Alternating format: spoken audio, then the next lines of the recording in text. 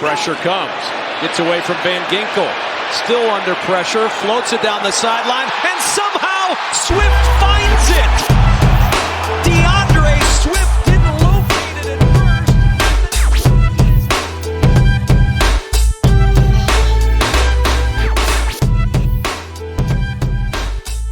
Yo. What up, everybody? It's Coach Konrad, along with my guy, Coach Malcolm. Yeah. How we doing today? Coach Malcolm isn't here today. This is Coach Lou. Oh, this is just Coach. No, this is just Lou. Just Lou. Just matter of fact, Unc is here today. Unc is here. Unc is here today. My favorite Unc. And then we have a special guest for episode number 10. Obviously, a milestone episode for us, so we had to do something special for y'all. Mr. Mustafa Suleiman, head coach of Universal Basketball and founder and owner of Exposure Runs. How we doing today, sir? Welcome to the show. I'm doing well. Thank you. Thank you, gentlemen, for having me. I appreciate it. This is a pretty impressive setup that you guys got up here. As someone who also has a podcast, I'm thoroughly, and I mean thoroughly impressed with the entire production and energy and everything that you guys are putting into this. Even the microphones are pretty fancy.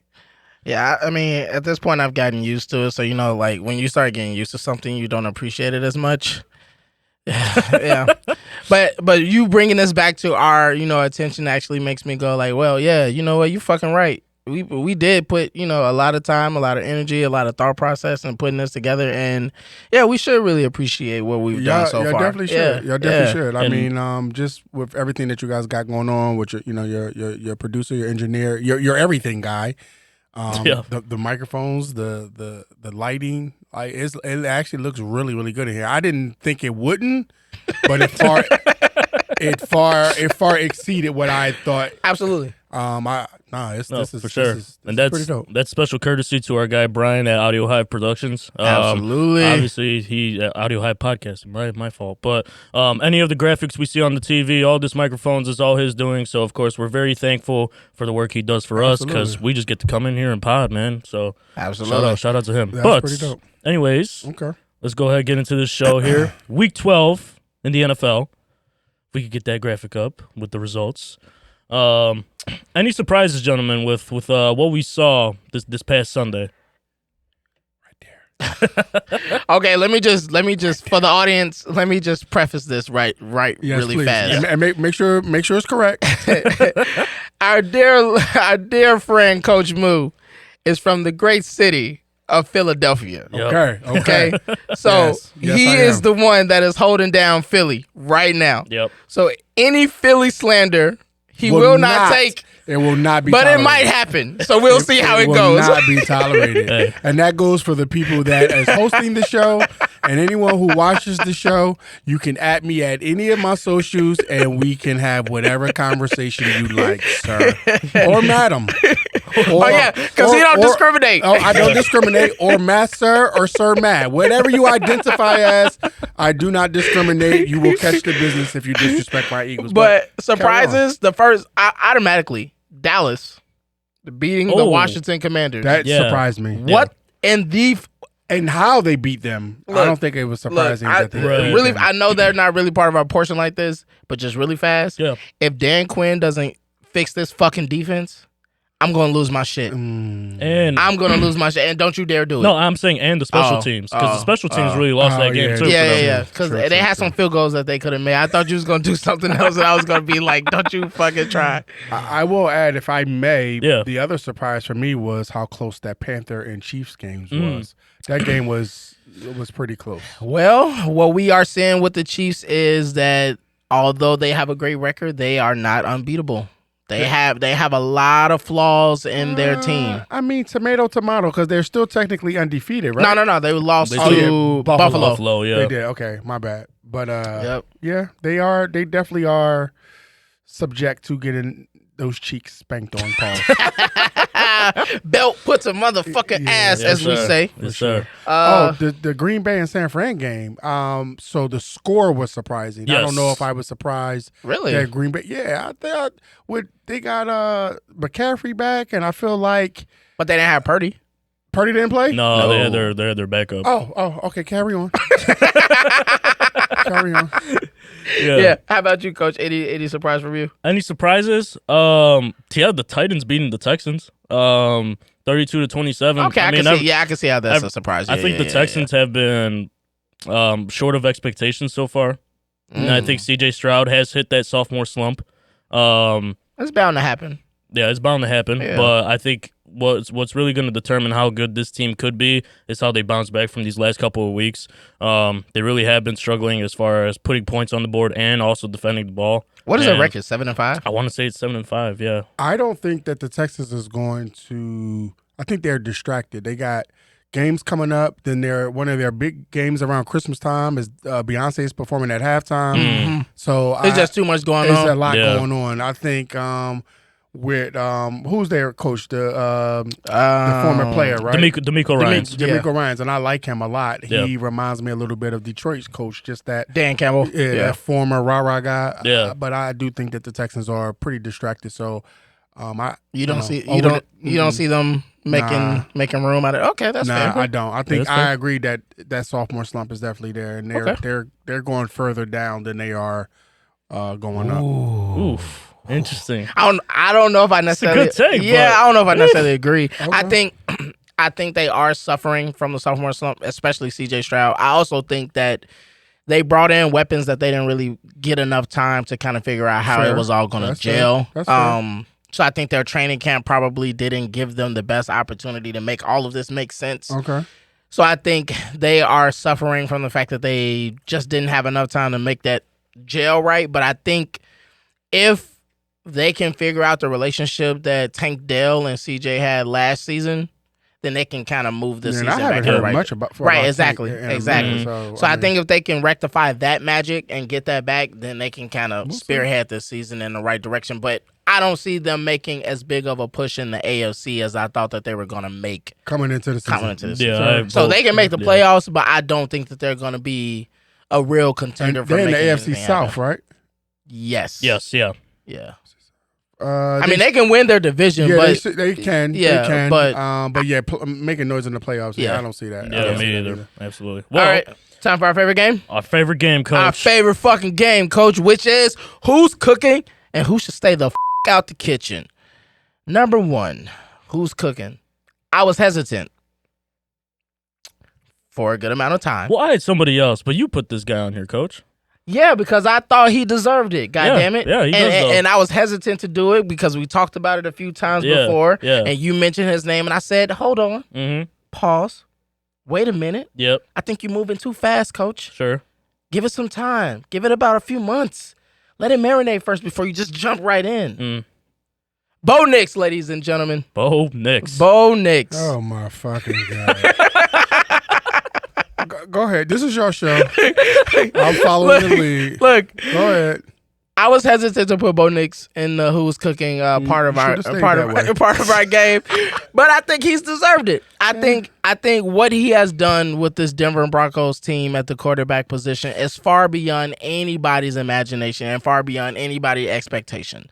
Nobody out of all the quarterbacks that were picked in this draft expected Bo Nix to be one of the quarterbacks that would actually make a difference. Okay. For his team in the first year. Not saying like years after, 2 years, 3 years, 4 years. But in his first season, nobody thought Bo Nix was going to make a difference. And I'm actually thoroughly shocked and surprised that he is making that much of it. He's literally turning around this Denver Broncos season. Hold on, bucko. Oh, okay. All right. Turning around? He's turning it around. I mean, they were literally headed this way from the start of the season. And now that his play has elevated, I'm not saying that they're going to make real waves in the AFC.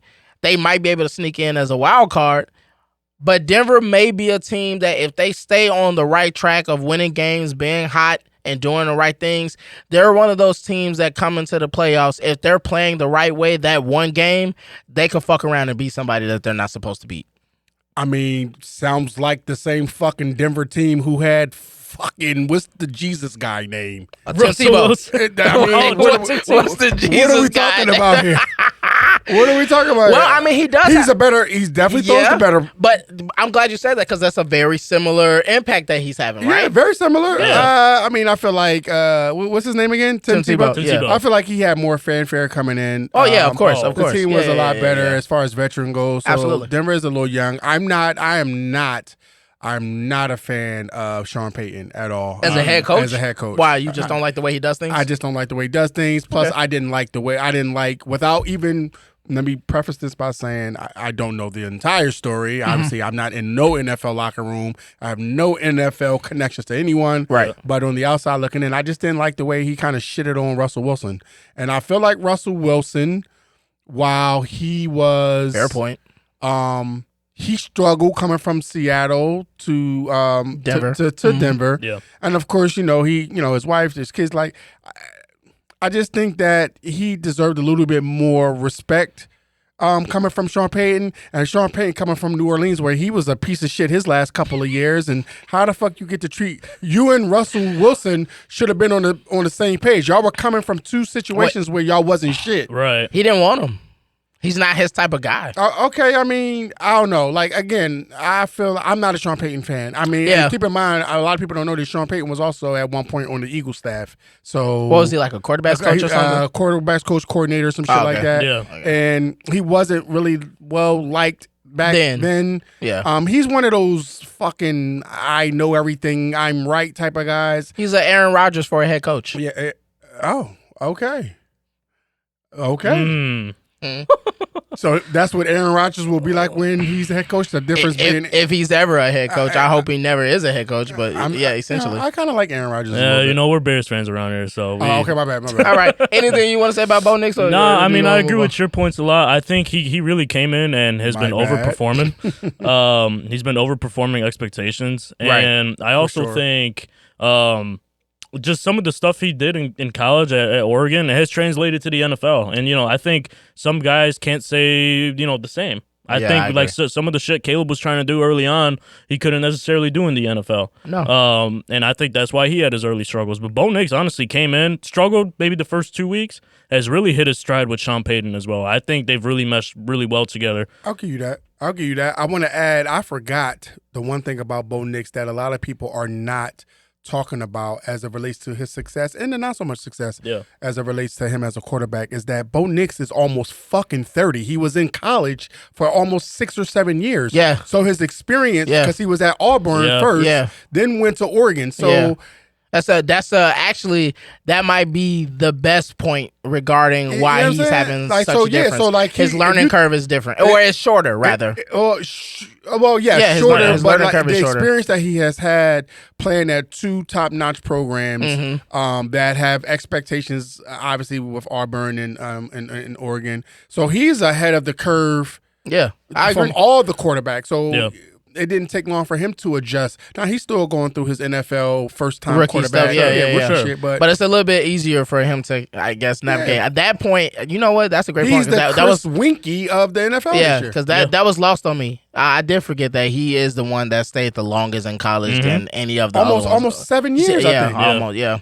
Okay. Well, moving on from Bo Nix, the next team that's motherfucking cooking, moving to the NBA, is the Milwaukee motherfucking Bucks. Now, let me say this. They were on our shit list. I was going to say, they cooking now because they was not. Go ahead. They were on our shit list. They were definitely on our get the fuck out the kitchen. Yep. And Doc Rivers definitely had a segment regarding whether or not he's regarding whether or not he was one of the worst coaches possibly in NBA history and just kind of living off that one championship in Boston. Well, you got a chip. You can't be on that list. But go ahead. I get what you're saying, but maybe sometimes you can, and I think he might be the exception to that. But regardless, Milwaukee now has turned the fucking corner on their season, in my opinion. Now, you can say like it could just be a little bit of the competition that they've played. Mm-hmm. It could just be maybe they're just knocking down some shots at the right time. Mm-hmm. Maybe guys are just, kind of doing some of the little bit of things that they wasn't doing before, and maybe they'll revert right back into their natural instincts of not hustling, not defending, not rebounding, not boxing out, not being in transition. We talking about them or today's game? I mean, shit. My bad. Go ahead. Go ahead. But that being said, it's almost like these motherfuckers hurt us. It's for real. It really feels like these motherfuckers hurt us. Maybe Giannis is watching the halftime podcast on his Friday noon. Could be, because when I said that him and Dame can't really coexist and figure this shit out, they figured it out. Now they did, yeah. Yes. Now what they've done, which I do like and I kind of don't like, is that they've made the pick and roll game between Dame and Giannis. Now, as dangerous as that is, as far as the defense, it becomes very old very fast. You want the Dame and Giannis situation to be something that you pull in the fourth quarter with 4 minutes left, and you got to get some buckets to go. Wait, so if I'm hearing you correctly, you're saying that you don't like the pick and roll? No, I do like it. I just don't like it being your bread and butter for the entirety of the game. Why? Because eventually, if I'm able to scheme against it and figure it out, what is your plan B? But no one has been able to scheme it. That's why they're at least for right now. But eventually you will be. That's what I'm saying. But when you think about the Milwaukee Bucks, I mean, obviously we know the answer to this, but most people may not. Who the fuck else they got after Dame and Giannis? Well, Chris Middleton is still hurt. He's been hurt for 16 years. Go on. Brook Lopez is still good. He's 27,000 years old. He Go is. on. Yep. Bobby Portis is still okay. He's a thug. Go on. I don't even know. That is my fucking point. No, well, yeah. After that, I don't really. I mean, you got Pat Connaughton to and me, if AJ Green. Who? AJ Green. Yeah. I think that's his name. Pat Connaughton's the only one I could really think I don't even know who much. AJ Green is. Yeah, he's a shooter. Okay. So and Torian Prince. I forgot they got him. And Gary Trent Jr. So it's a few people that they got over there. Yeah. Now that I'm starting to think about the roster, they got some Torian people. Prince is a former first round pick. Okay, cool. Okay. So if I close my eyes, right, and you put Torian Prince in front of me, and I go like that real quickly, I think it's fucking what's the big fella name they used to play at the Clippers? Harrell.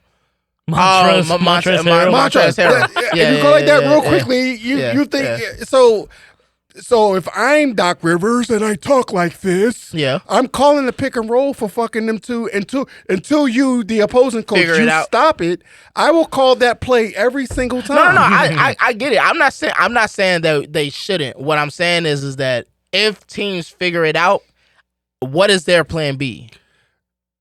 I don't think they have one. But you know what they say though. If it ain't broke, don't fix it. I agree with that. And Lord knows it might not be broke unless one of them gets hurt. It will certainly be broken, and then to really answer your question, the plan B really is then you spread out, you let Dame go to work. Then when they get on Dame, then you spread out, and you hope that Giannis has. So now we back to staggering. That's what I feel like that's what they were doing before. No, right? Exactly, and that's why it wasn't working. Yeah. Prior to the whole utilizing Dame and Giannis and a lot of the pick and roll sets was that they were staggering the minutes between Dame and Giannis because they both needed the ball in their hands in order to be effective. Okay. And that wasn't working. That was what had them on the downward trajectory of losing a lot of games. And so for me, it's almost like Golden State when they had the depth lineup of playing small ball at the time when they were at the height of winning championships. Yeah. I will say you didn't want Steve Kerr. Steve Kerr didn't use the small ball lineup until like fourth quarter crunch time. He didn't spend the whole game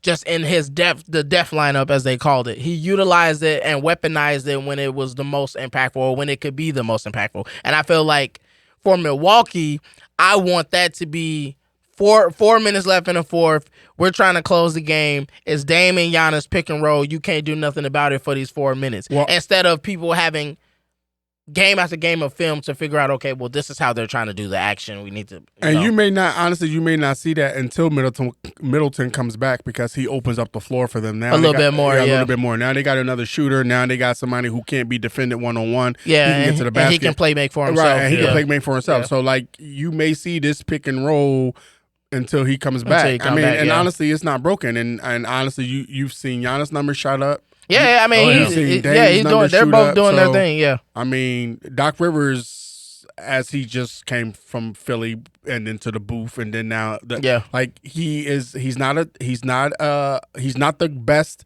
in-game tactician adjusting coach, number one. Yeah. His offense gets very stagnant and stale, number two. So you got KG and Giannis. You have maybe, not necessarily Rondo, a better Paul version Pierce. of Paul, mixture of Paul Pierce and Ray Allen and Dame. So, yeah, I mean, Doc Rivers is not. They fired old boy to hire him. Like, I don't understand why they did that. So, yeah, Milwaukee won't be winning no championships no time soon.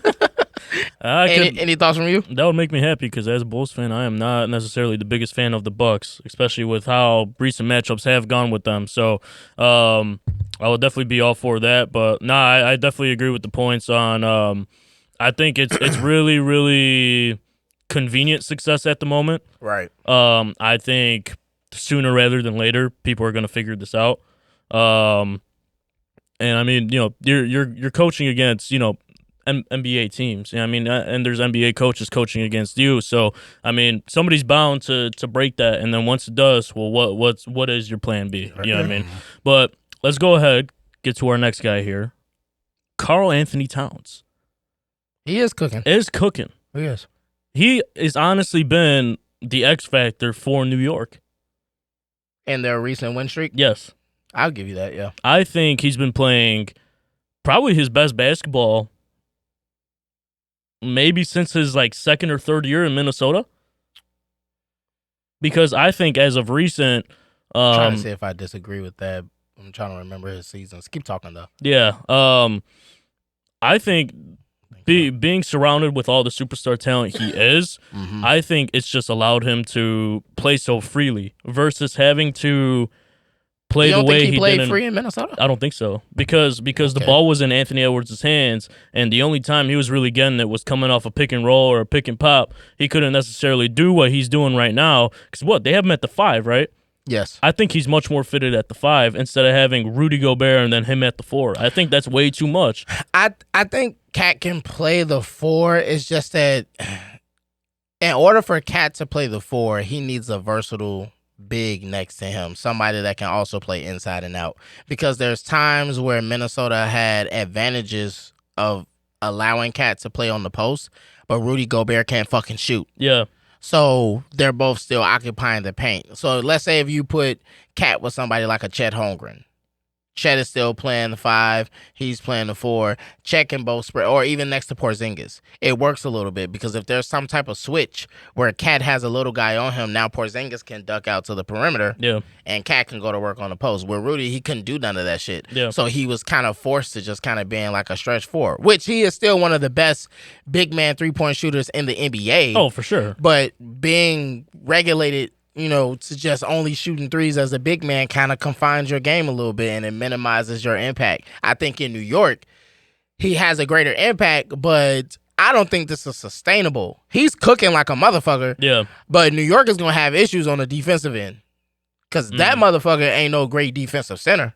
He can block some shots from time to time, but that's it. He does get caught out of position. Yeah, a lot. Significant amount of time. Yeah, a lot. So I mean, they're winning some games and they're making it work, but it's more so because they have a high-powered offense when he's just on. When he's on it's similar to kind of like Boston in a way. They're beasting. They're in the league of their own right now. Completely on their own. It's like the NBA and then the Boston Celtics. Yes, right. But when they have all their engines going from Jalen to Karl to OG and a little bit of Josh, and when they have a little bit of that going, should be Mikal. He hasn't really and Mikal, but he hasn't really been playing like he normally plays. But when they have that going, they kind of have that firework ability to just kind of let the offense rip like Boston does. And right now, he's showing what they can do when all cylinders are firing. Yeah, but I don't know if it's sustainable. We've seen Boston do it. I don't know if New York can do it. I think they need to lean a little bit more defensively. I could see New York certainly can do it. I will not, absolutely not, as a Sixers fan, give no New York player any love whatsoever. As the 3 guys that played at Villanova who play on the Knicks, I'm kind of forced to like them, but as a Sixer fan, because Villanova, that's Pennsylvania. Yeah, but as a Sixer fan, I Cat can get the rocks. fuck out. Yeah, he can get his ass on out of here. He can die. All his 9 lives can be gone. I am very much in tune with the fact of New York. The Knicks will do. They will do what the Knicks normally do. They will have a great regular season. They'll get to the playoffs. They'll have you hype as hell, and then flame out. And they'll completely flame out. Cat will at some point before the playoffs start, or right after they start, he will become the Cat of Minnesota, where he's playing really, really soft. He only want to shoot threes. Jalen Brunson will be ran into the ground by Thibodeau like he does all his guards. Josh Hart will just be happy that, there's some celebrities sitting courtside, so he'll be doing that. And I'm not really sure what's going on with Mikal Bridges, but maybe he'll get hot. What about OG being the X Factor? What about him being the X Factor? He is the complete X Factor because he fucking annihilated the Sixers in the playoffs last year, and he's been annihilating. Like, OG is the type of player where back in the day with the cartoons, with the hobos, with the lunch pails and the sticks with the red and white thing, he just comes to work, does what he do, and then go and he probably plays 2K all fucking night. Yeah, and go home. So like I like OG a lot, but the Knicks will flame out. They all flame out. They always do. So you're not a believer. See, I don't think the way that they're playing right now is sustainable. I do feel like I'm a little bit more of a believer in them this time around, because I think last year they were too Jalen Brunson dependent.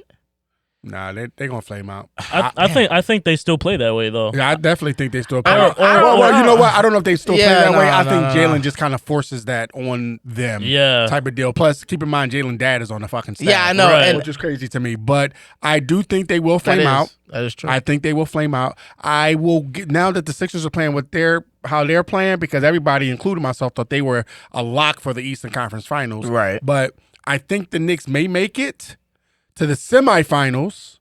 But then who do they lose to? Milwaukee? Whoever they're playing, the Knicks will lose to themselves because they fuck up every time. Gotcha. So gotcha. They won't lose to the Milwaukees or whoever makes it. They'll beat themselves by the dumb shit of Thibodeau overcoaching. That's the New York way. Yeah, that's the New York way. Yep. All right, to our favorite part of the game. Who should stay the fuck out the kitchen? The first team to stay the fuck out the kitchen sticking to the NBA is the Washington motherfucking Wizards. They shouldn't even be allowed. I mean, that's a goddamn. At this point, the Washington Wizards is a professional AAU team. That too, but any sports show, podcast, or anything aligned that talks about NBA teams, it should be against the rules to talk about the Washington Wizards. It's like they haven't been good since Wes Unseld or Chris Webber. Or fucking like John Wall. They had some spark with John Wall and Bradley Beal. It was like they did. But They had a decent little run when they had Otto Porter Jr. healthy, and they had Bradley Beal at the 2, and they had John Wall at the point guard. They actually had a little moment where it looked like if certain things would have just, I guess, gone their way. George Muir sign. Like, yeah, Marcin Gortat. But see, he was nice. Nah, he was. I was just about to say he was decent. He balled. That's my guy. Yeah, but I'm just saying he balled. but my thing about it is they had a split second, but it's just like sometimes in the NBA, man, or just in professional sports in general, if you just can't capture your moment, that shit just goes. It definitely goes. But the Washington Wizards, Bullets, whatever you want to call them, they should never be allowed. We shouldn't even be allowed to even mention them. And then the picture on the screen, look at him. I mean, he look like he's from Kensington. You guys have heard of Kensington in Philadelphia? No. So Kensington in Philadelphia is an area where anyone who does heroin lives in this area. It's like they call it Zombieland or something beach. I forgot the. So it's like Portland.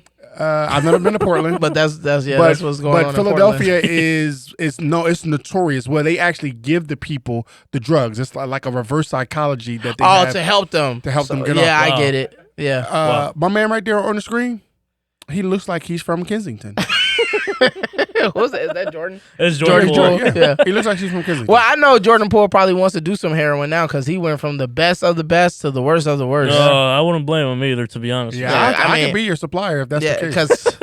Because I know right now he's probably sick to his stomach. Like, you got the money.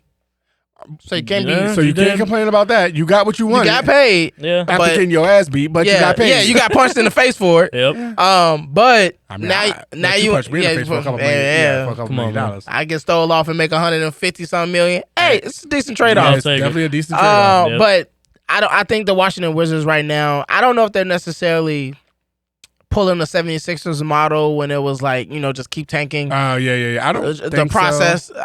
I don't know if they're really trying to follow that model of things, but it just seems like they're not doing things in a way that trends towards success. Who's their coach? Brian O'Keefe. It's a new guy. Yeah, some guy that I don't even know that. I think he was on somebody's roster last year and they just hired him. But the point is, they're doing everything possible to just kind of set up for the fact that we're bad. We're gonna be bad. We have a few players to get some people to come in and pay some tickets for, Kuzma and Jordan Poole. But the real idea is right now is that we're just trying to get as many potential first-round opportunities as possible. And I think that's why it feels like they're following the 76ers model. The only problem is Washington never gets the first overall pick. I haven't seen one draft where they got the chance to pick first. Oh, John Wall? Yeah, that's a long time ago, but I'm saying I'm talking about recently within this stretch of them just being terrible. Yeah. They haven't had a chance to get the first overall pick, and I'm just like, damn, at some point you got to start telling yourself, like, we're not getting the luck of the ping pong. It's not dropping in our favor. So we should try to do some things proactively to make this team actually credible. Well, that then goes to the ownership of what they will allow the GM to spend money on, the type of players that they want to go after. Mm-hmm. And really, none of that really happens until the fans of DC start really demanding better out of the organization. And right now, DC is just not a basketball team. They're a football team. They're a party city. Yeah. Go-Go City is their music. So, like, the Washington Wizards are like, no one cares about them. Yeah. They don't even care about them. Right. Well, this other individual is part of our stay the fuck out the kitchen, but they're also a part of a bigger part. So let's just move right into the halftime report because we're going to talk about this guy anyway. Yep. So let's move right into the halftime report with this young guy. Speaking of bad GMs, speaking of bad franchises, Daniel Jones and the fucking New York Giants. All right, quickly. ISO on me. Hard Knocks gave a great example of what the fuck happens when you simply overthink situations. Just overthink it. Sometimes the answer is simply right there in your fucking face. And all you have to do is say, hey, wait a minute. It's right here. We got it. These motherfuckers passed up on signing Saquon Barkley because they have convinced themselves that the running back is a position that you no longer have to pay for, that there's no premium price for running backs anymore. Yes, that goes for running backs who are 5th round picks, 6th round picks, 7th round picks, barely takes any snaps, barely gets over 400 yards for a fucking season. Yep. Not a motherfucking running back who's a goddamn Hall of Fame projected running back, one of the best running backs we've ever seen, and you let this motherfucker walk out the door for nothing. You didn't even try. For a division rival at that. And then you specifically had the owner say, I just don't want this motherfucker to go to the Eagles. He said, I wouldn't sleep well if he goes to the Eagles. Well, and that's exactly where he went. Then, the same GM also had an opportunity to look and evaluate the quarterback position and say, we have tangible assets and things that we can do to move up and draft a credible quarterback. They did? No, they didn't. What did these motherfuckers do? They went out and got a fucking terrible quarterback, a top-notch wide receiver, as if that was going to make a fucking difference. There's no complaints on my side of the table. You just dropped. You went and got Malik Neighbors, having a pretty decent baller, who's a fucking baller. Yep. To come and play with a quarterback that you knew damn well he can't even pee in the toilet straight. And they decided to give him $40 million. Because here's the thing. The quarterback market says he's worth this much, but the running back market says he's only worth this much. And here's the kicker. The beautiful part about Hard Knocks is, when they tell you sometimes you should listen to the kids because the kids just know a little bit more than you do. Yep. Sometimes kids just tell the truth. They just tell you how they feel. The GM's son was on the couch and he's asking all his kids what should he do at the draft. We got this pick and that pick. His kid says, you should trade up and get Jaden. You should make a move for Jaden. I like Jaden. Do it. Then he said, if you don't get Jaden, at least get Drake May. You could do that because the ladies will like him. But he decided to stick with Daniel Jones. But he decided, your own son, who doesn't even get paid to do your job, has a better football mind than you do. And I'm sure this motherfucker is just going off the whim, like, hey, he looked good in college. I like him. He's cool. I like LSU fucking jerseys. Outside of some type of disciplinary action, what the Giants recently did in releasing their star quarterback is crazy. Is absolutely insane. Yeah. Halfway through the season. I think that's wild. Roger Goodell? Yeah. Roger Goodell should actually make the owner sell his team. For some shit, that's absurd. That's the most absurd shit I've ever seen in the NFL in my life. You just paid this guy 2 years ago, and you released this motherfucker like a bird out of the cage. As that take would sound, there's 2 or 3 powerful owners, and he's one of them. Mara is one. Jerry Jones, and Robert Kraft, and the Raiders, and the Raiders, the family, that family. It used to be probably 5, 6, or 7 used to be the Rams when they was in St. Louis. That family. And if the Bears were actually a winning organization, they could have. But some. They're powerful. They're powerful, but they ain't like them. I mean, if Roger Goodell's gonna do anything, he would probably need to take Mara out to lunch and say, you need to fire that GM. Absolutely. I don't even know what the moment if I'm the owner of the Giants, the moment the decision was made. So they had a little roundtable discussion to say, hey, we probably just need to go ahead and release him, right? So I'm the owner. You guys are talking about it, like, and I'm sitting there and I'm old as shit and I'm listening to the, and like, yeah, we're just gonna go ahead and release him, okay, John? I was like, okay, and why you at it? You two dickheads pack your shit too. That's what I would do. Like, you know what? You guys are gonna release him, and I'm gonna release you. Guys. So you guys can all leave together. Please leave your badges to the building on the table here.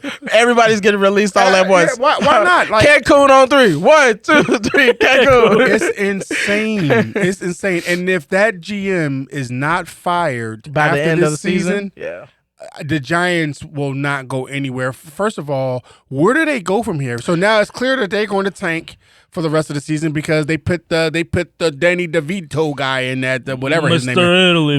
No, but they're saying that they're going to give the GM another crack at being able to get another quarterback because because what they're saying is, from what are some of the things that I saw, they better go get Shador. That's what they're hoping. But the other thing that they're looking at it is they feel like the GM was in a hands-tied situation when it came down to his to his contract situation, because it was coming right off of the season where he played good and got the New York Giants in the playoffs and they won that one playoff game. And that be the problem. So it does. But sometimes everything ain't really about you. Sometimes it's just about timing.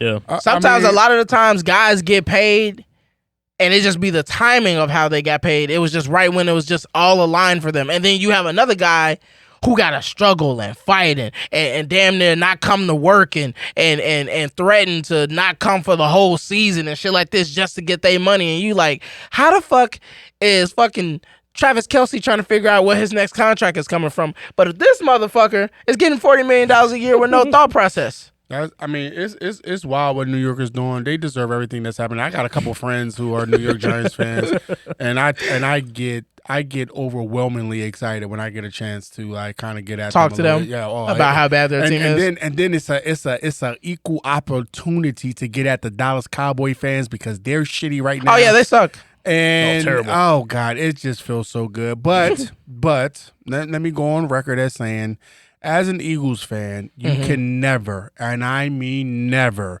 get too high. Because as good as the Eagles are right now, we saw them lose 6 straight games. They can crumble. They can crumble. I'm going on record and saying that they will crumble. You think so? I have very minimal faith in Jalen Hurts. So the bird. That was my point a couple episodes ago. So you're another one that don't believe in Jalen Hurts. I told you it's not just me. I do not. Wow. I don't think Jalen Hurts is the guy. We'll say we got to get you back for the Jalen Hurts segment. Yeah, we'll have to. All right, but moving on from one bad quarterback to a. Don't you dare fucking say that shit. To, I guess I will call a rising star in the NFL. Caleb Williams. Oh. Okay. My counterpart here. Yes. Has been arguing against me for, what is this, episode 10? For 10 straight fucking episodes. 10 episodes. About how Caleb Williams has all the things, coach. He has all the intangibles. It's just that the OC was bad and the play calling is bad. They're not protecting him. The fucking organization doesn't know how to develop a quarterback. Well, it looks like they finally found somebody that can call some plays, coach. I was gonna say, like, it sounds like he was right. It looks like they found somebody that can call some plays. And he won't be there too much longer because Elberflus is about to get fired. Exactly. Yeah. So he's calling some plays, but what they did to the offense is they simplified it extremely, and they're also utilizing him how they utilize Justin Fields. So it's funny to me. No. Let me finish. Go for it. It's funny to me that everybody is on this, Caleb Williams turning the corner train, when the reality is that all they've done is extremely rudimentarily break this offense down to simply, this guy right here is doing this. This guy right here is doing that. If neither one of those are open, run. Just run for your life. So what is Jaden Daniels doing this year? Huh? What's Jaden Daniels doing this year? Same exact thing. No, not in my opinion. Not in my opinion. I don't think so. I don't think Jaden Daniels is doing what Caleb Williams is doing. It's 2 reason go. No. Nope. This is where I lose him. This is where I lose him, coach. Hold on. You saying no, it's not 2 reason go? No. It's not a 2 You didn't watch the Eagles game? No. It's not a 2. Oh, I did watch the Eagles game. They took those 2 reads away. It's not a 2 reason go. And he fucking struggled. No, it's not a 2 reason go. The thing about Jaden Daniels that was happening before and that's not happening now. One, the run game has trailed off from the Washington Commanders. Okay. So a lot of the play action opportunities that were there that Cliff Kingsbury was calling is no longer available. So a lot of this, so it's no longer 2nd and 3, it's 2nd and 7, 8, 9, and 10. Yeah. Okay, go ahead. So a lot of the scheming that Cliff Kingsbury had got comfortable in doing, he hasn't adjusted to the fact that certain elements in his offense is no longer there and present. Okay. So I blame Cliff Kingsbury for not being present about how he should schematically change things just a little bit. Just a little bit. Time out. Well, time out. Time out. Time out. The difference is the difference between Jaden and Caleb the entirety of the season is that Jaden was not missing the throws that Caleb was missing. That Jaden wasn't overthrowing the throws or underthrowing the throws that Caleb was doing. Okay. That Jaden wasn't holding on to the ball nearly as long as Caleb was doing. Okay. Jaden was smart enough to understand the pressure is here. I don't have anybody. Get out the pocket. That is not what Caleb was doing. But what I'm saying is the only reason Caleb is doing it now is because he has been adamantly told 1-2 run. 1-2 run. I don't know if that's development on his part. This is where my timeout comes in. Okay, go ahead. Because, so why is it okay to argue for one guy that the offensive coordinator is not adapting and not helping his quarterback out, but when the other guy's offensive coordinator is doing the same thing, it's a problem. No, it's just the quarterback. No, it's because no. Yes. It's because one quarterback was actually doing their job well. Which means that the failures ended up on the offensive coordinator. Go for it. The other quarterback was not doing his job well at all. Okay. So I can't blame the offensive coordinator until I know that this quarterback can do something well. Because he wasn't even given the chance to do well. How? In his 3rd game in the NFL, he threw what? 50 passes against the Colts? Whose fault is that? That's the offensive coordinator's fault. Thank you. Or is the fact that we didn't have a running game? You do know we didn't have any running game. Whose fault is that? The offensive line and the running backs who can't read holes. So it's not on the offensive coordinator. Wait, what do you mean y'all didn't have a running game? Y'all had DeAndre Swift. Yeah, but he wasn't running no yard. I think he probably had like 22 yards that game. Because the runs... Y'all wasn't giving him the ball. No, he couldn't go anywhere. Because your offensive line sucks donkey dick. That is part of the problem as well. But the offensive scheme was also terrible as far as trying to get the run game going. Which is when we finally started to see some success against the Rams, where we won that game. I don't know if you guys are realizing you're actually, the both of y'all, at least to what I'm hearing, y'all are actually kind of saying the same thing. No, the difference is what I'm saying is he puts more of the onus on the offensive coordinator, Shane Waldron, at the time.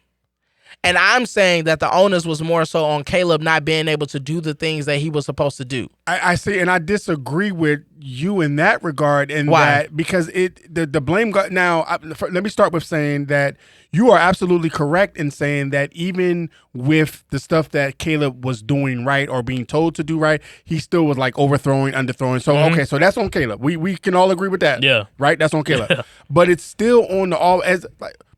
Let's put it in context right now. Okay. Is it how much of it is today's loss, which we'll talk about for us and our team, is our fault versus it being their responsibility to do the things that we kind of set them up in position to do?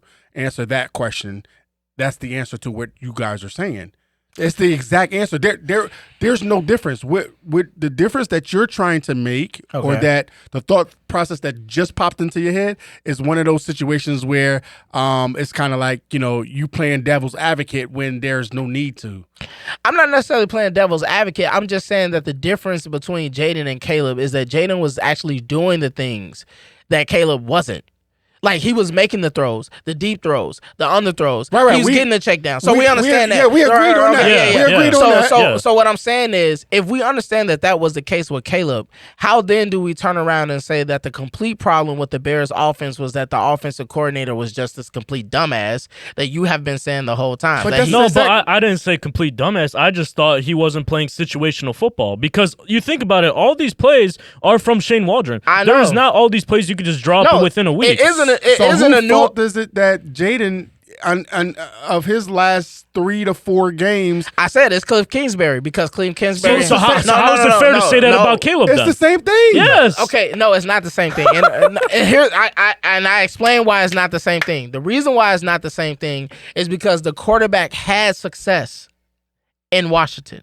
The quarterback was doing their job from the beginning. From the jump. Yes. He was doing his job, which means that the offensive coordinator did not take the time out to understand that, okay, over time, people are going to adapt to what I'm doing as the offensive coordinator, not necessarily my quarterback, but what I'm doing as the offensive coordinator.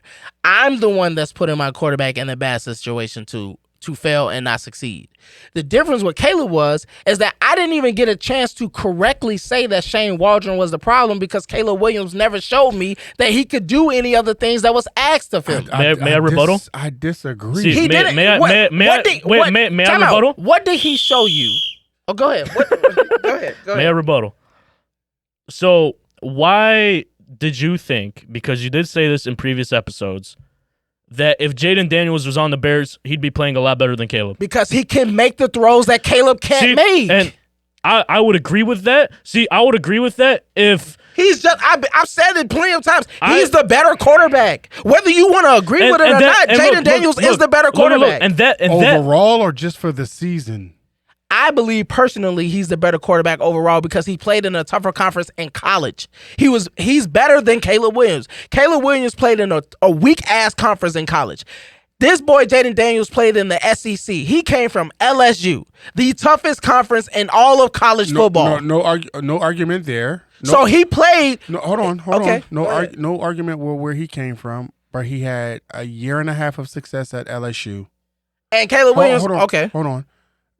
Caleb Williams was at USC. He went to Oklahoma first. Oklahoma. And then he went to and USC. Did nothing there at Oklahoma. Wasn't great at Oklahoma. That's not true. He won that starting job once that starting and how well did Oklahoma do?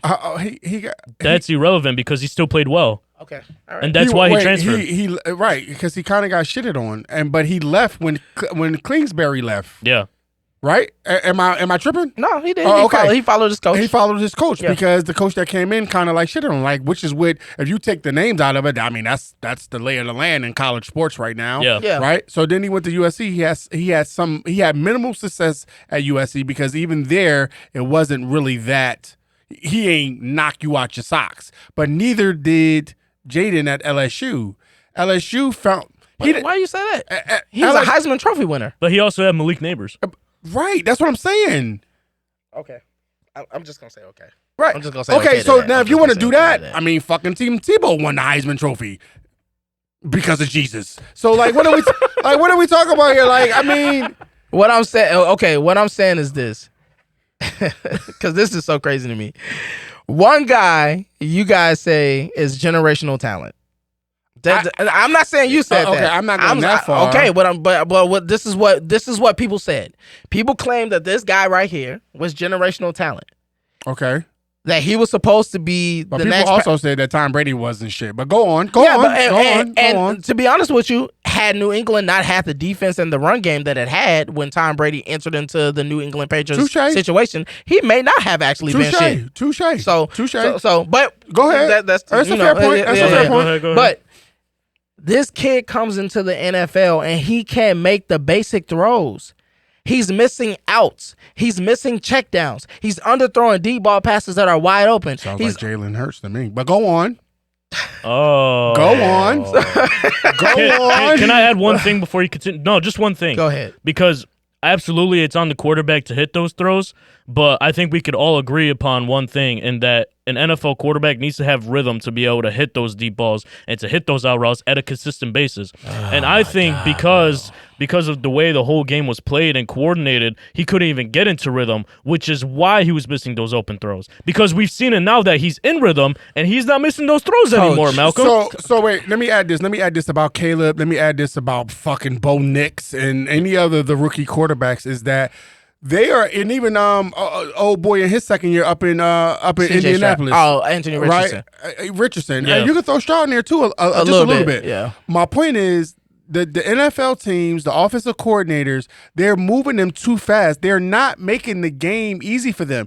The game, in my opinion, in my armchair Madden mindset, those rookie quarterbacks, you run the ball. Like, you get them in situations. You should have a strong running game. So you should have, on 1st and 10 and 2nd and 5, you should be running the ball. So now it's 3rd and 2 or 1 or 3rd and 3 at the most. So now these stats look gaudy, and the Bear fans is like, oh my God, this guy's fucking amazing because on 3rd and 3 he's passing the ball for 10, 13 yards. Or hitting a check down, making a hot read. Right, exactly. So I wouldn't necessarily say it's all his fault. I do agree. Now, we all said, we agree that the checkdowns and all that other stuff that he's not doing, okay, that's definitely on him. You won't change my mind on that. I don't think you'll change Conrad's mind either. I agree with him. But I do think that the offensive coordinator for him, the previous one, whether the new one is making it. Speaking of the new one, Thomas Brown, let's get him up on the screen. Let's give him some love. Okay, definitely give him some love. As Coach talks about him. Like this guy, and look how young he is, right? Yeah. So I definitely think that while I'm gonna tell you what happened. So what was the old OC name? Shane Waldron. So here and there, he doing his thing. My man right here probably sitting in the back or across the hall, like, he don't know what the fuck he doing. Wait till I get my shot. And you know what's crazy about that is that Thomas Brown, before becoming offensive coordinator, was the passing game coordinator for the Chicago Bears. First of all. Second of all, Caleb mentioned in the press conference that he and Thomas Brown barely spoke at all that season. Does that not sound like a problem that your quarterback is not even talking to your passing game coordinator? Yeah, that's a huge problem, and it just adds to the depends Chicago Bears not being a great organization from a developmental standpoint. Oh, that's also the point I made. They're not. It just depends on. So as far as him not speaking to the passing game, y'all can't even develop coaches, let alone players. Yeah, I think it just all depends on the hierarchy of how things go. Some coaches run things certain ways. Some systems are run certain. So I'm not really big on the fact that you're not talking to the passing game coordinator. But what I will say is this: I do believe that yes, Thomas Brown was sitting in the weeds, going like, I think there's ways that I can use him, or he probably was just in the weeds saying, Shane, you're doing too much. This is too much for him. He ain't gonna get it. Let's try to figure out. And Shane is probably like, probably like, no. Or he could have been getting pressure to say no. Or he probably getting pressure to say no. Because I even said from the jump that we didn't draft Caleb Williams to be handing the ball off 30 times a game. True. Yeah. We didn't draft him to do that. Yeah. So regardless of what people felt about the whole situation, we didn't draft him to hand the ball off. True. That's not why we drafted him. We drafted him for the electricity that he was supposed to bring, so we can get them jersey sales, so we can build this new stadium. Which so I didn't see that. I didn't see that at USC. I didn't believe it anyway. I didn't see. Yeah. I don't know what the evaluators were seeing with about him. I just didn't see. He was supposed to be the next Patrick Mahomes. I didn't see that either. I didn't see. But at the end of the day, that's the bill. That was the bill of sale. It was 100% the invoice on absolutely. that. Yes. Absolutely. That was the bill of sale. So we bought into it. You told your fan base that this is what you was doing, especially when you had a fan base that was screaming, just give Justin Fields an offensive line. We think we already have our quarterback. You had a fan base. Which was also true. We had a fan base that was saying, look, Justin was behind him. Yeah, Justin was fine. Just give him an offensive line and maybe one more skill position player, and you already got DJ Moore, and we'll be just fine. But that's not what we took it. Fine. Politics played its role. You got your guy in here. You gotta live with that. Now you got to live with it. But when he's not performing, I don't want to hear all the abstract thoughts and think pieces about, well, you know what, it's kind of a development year. No, you motherfuckers was saying Super Bowl when you was getting Caleb. That's what you motherfuckers were saying. You were screaming, we're going to the playoffs. This dude came in day one and said, hey, the punter, you won't be punting a lot this season. Man, I bet Jaden Daniels said the same shit. I don't know public. what Jaden Daniels said, but I know Jaden Daniels came in a little bit more humble. He just said he was going to get to work. Because he was number two. He was number two. And that's just damn well fine. But in my opinion, he should have been number one. There's always a lot of pressure on the number one guy. And rightfully so. I mean, in some organizations, the fans or the media be like, oh, he blinked way too many fucking times. I don't know if he's the guy. They literally criticize him for saying all the time at the press conference. It's like, how many times is Caleb going to say today? Over, under 20. Well, yeah, but I do think that and the test will be tomorrow for sure. Y'all got a big game tomorrow. Yeah, it's a big game. I'm actually hoping that y'all beat them because then that gives us a leg up in the NFC. So and that gives you your bid to be like, well, we beat the best team in our division, coach. Well, not only that, we lost to Green Bay and we lost to Minnesota. So right now we are 0-2 against our division opponents. Yeah, but we agreed upon because I was so happy with this last loss against the Vikings. Like, I was actually happy we lost. Why is that? Because he wants Eberflus fired. That's how insane I am as a Bears fan. Like, I was happy to see that we lost because I saw Caleb flourish and I saw Eberflus have another shit during the middle of a game. Take a massive shit on that sideline is what he did. He unsuccessfully challenged another call, which he's 0-4 this year, and challenging calls. His defense couldn't do shit in overtime. Yeah. This world-renowned defense that's supposed to be so great. Coordinator? Eric Washington. Eric Washington. First of all, I'm gonna be. I try to make jokes about shit like this, but I mean, his fucking he should be a fucking baker. Eberflus. Yeah. Who the fuck? I don't know why they hire. It's like when they hired Mark Trestman. Where was Eberflus from? Indianapolis. Yeah, he was a defensive coordinator for Indianapolis when they actually had a decent defense. Because he had. That's how we got Tremaine Edmonds. Touche. And don't get me wrong. I think he's great at calling the defense. I think I just don't think he's a great head coach. No, he doesn't. He doesn't know how to manage the game. Oh, sounds like another person that I know that happens to be from the fucking Eagles and Nick Sirianni. Yeah, so, sounds like you guys. It's just we have a better record. Yeah. But it sounds like you guys have the same problems. But moving on to our next part of the halftime report. You may or may not care about this because they're not from your city. But the Bulls, at this point, we see where they are as a team. Yeah. We see how they're moving and how they're doing things. Without Zach LaVine, they went 0-3. The argument can be made that if he would have played those games, there's a good chance we could have went either 2-1. He was hurt. He was out those games. That we could have either went 2-1, maybe 3-0, possibly 1-2. But the Bulls will be most likely sitting in a situation where they're like 6th or 7th in the Eastern Conference, maybe even 5th if they would have went 3-0 during that period. If you are Arturas Karnisovas and what's his name, Mark Eversley, the GM, and you're seeing that Zach is playing at an all-star level again, you're seeing that Vucevic is playing at an all-star level again, you saw that really the thing that crippled this Bulls team was, in my opinion, DeMar DeRozan. As great of a player that he was, he limited the ability for other guys around him to be as effective and as potent as they possibly could be. Mm-hmm. Okay. Are you still looking to trade Zach and Vooch, or are you still willing to give it one more chance of finding another piece that can work around those two? Well, I think it's such a tough situation because I think you see Zach LaVine and you saw the situation he was brought into when he first came to Chicago, and he was honestly he came from one dumpster fire and just hopped into a greater dumpster fire. A trash can. Dude was playing with players that's no longer in the G League. Yeah, fuck the NBA. Yeah, they're not even in the G League. They're out. They're just out of basketball, professional basketball. And now, he finally got some pieces at some time, right? They traded for Vooch. They ended up signing DeMar. They signed Lonzo, had their run in that 21 season. Because of Lonzo. Yeah, because he was the Joe to everything. Absolutely. Yeah. But and now you see the kind of the downfall from that whole era. And I mean, Zach is back to playing how I felt Zach LaVine should have been playing the whole time. Ball in his hands, coming off of screens, back cutting with backdoor passes from either Ayo or Alonzo or whoever, or Giddey. I don't think Zach LaVine is the problem. And I think you could agree with me on that. I think there's certain things that should be done this offseason or this upcoming trade deadline to equip the Bulls to give themselves some more cap space. Because you've got a guy in Nikola Vucevic who has been playing probably his best basketball since he was in Orlando. Since he came over, since Orlando. Yeah, I agree. Playing great, shooting the ball. I think at like over a 40% clip at the 3-point line. I think he's 50-40-90 if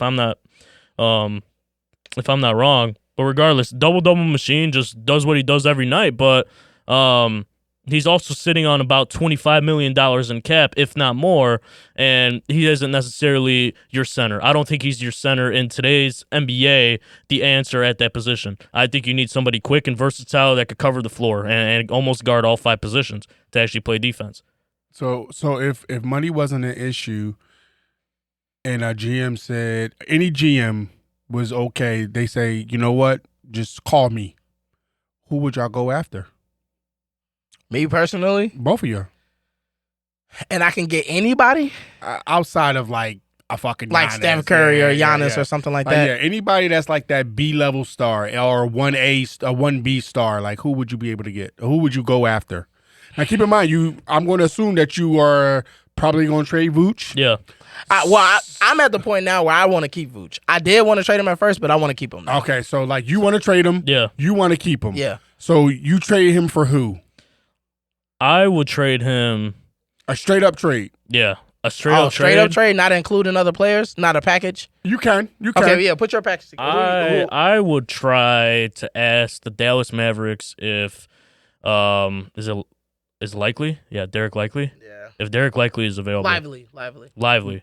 So that for Derek Lively? Yeah. That's a straight up trade. That could be a straight up. You don't need to add nobody for that. I would much rather have Derek Lively at the age that he is at the money he's making, than the age of Nikola Vucevic and kind of the things he brings to the table. Granted, I really do like Vucevic's game. Great post player, great footwork, very smart, good passer as well, could shoot the ball, but I just don't think that's something that fits what this Bulls team needs, especially with Zach LaVine being their main star. Okay, so who you going after? You're keeping Vooch. Yeah, you're keeping Vooch, you're keeping Zach. What are you doing? You're keeping Vooch, you're keeping Zach. Who are you trading for who? I am packaging. Okay. I'm packaging Josh Giddey, Patrick Williams, and Javon Carter to the Brooklyn Nets. Okay. For Ben Simmons. Oh. Yeah. To play the power forward. Oh. Now. Good fucking luck with that. And here's why. Matter of fact, and if I'm the Brooklyn GM, I tell you straight to your face, you know what, Malcolm, you keep your players and you can still have Ben. He's fucking ass right now. Now, here's the thing. The reason why I say that is because the things that I'm asking Ben to do with this team is essentially what Draymond does for Golden State. Which is what Brooklyn thought they were going to get as well. But they don't have the pieces to do it. We do. So if you we do. If you put Ben at power forward, you still have Ayo who can 3 and D shoot. You have Zach who can 3 and D shoot. You have Kobe who can 3 and D shoot, and you have Vucevic who can spread the floor and give Ben that space. Kobe now listen, 3 and D, he's just a 3. Okay, whatever. The thing about it though, the thing that Ben had trouble with in Philadelphia was that he had to deal with and Brooklyn, well, more so in Philadelphia, and this is why I'm using Philadelphia, is because he was next to a big name center who needed to occupy the paint. The ego, the necessity of Joel Embiid needing to be on the post was a requirement for Philadelphia to be as potent as they was. The problem is Ben Simmons can't shoot. So you can't have Ben Simmons and Joel Embiid occupying the paint, and that's why Joel Embiid turned into a three-point shooter a lot when Ben was on the floor. Okay. Now, you take that away, though, and you bring him to a Chicago team where you already have a center who's been trained on playing from the outside because they had to play with a DeMar DeRozan. Right, but hold on, just let me finish. Go. Just let me finish. Now, when you still have transition offense, you have Ben Simmons, who is a 6'10" point guard. There's not too many power forwards that can keep up with him in the NBA. And it's definitely not too many centers that can either. And in transition, he's pushing the ball. You have Ayo flying, you have Kobe flying, and you have Zach flying. And you always got Vucevic as the trailer. Half court with him and Vucevic on the floor. You can put Ben Simmons in a pick and roll, and you can leave Vuce on the outside for the three-point shot. Now, when that pick and roll happens, Ben gets the ball. He's going to the basket. Who's stopping him going to the basket? If they switch and get a little guy on him, he's going right past him. If they double him out of that spot, he's swinging it out to a guy on the outside for a shot. And you can always still play small with him at the center position if you want to, because you can add in Jalen Smith as a power forward. I'm not going to lie. You're going to be so disappointed. Why?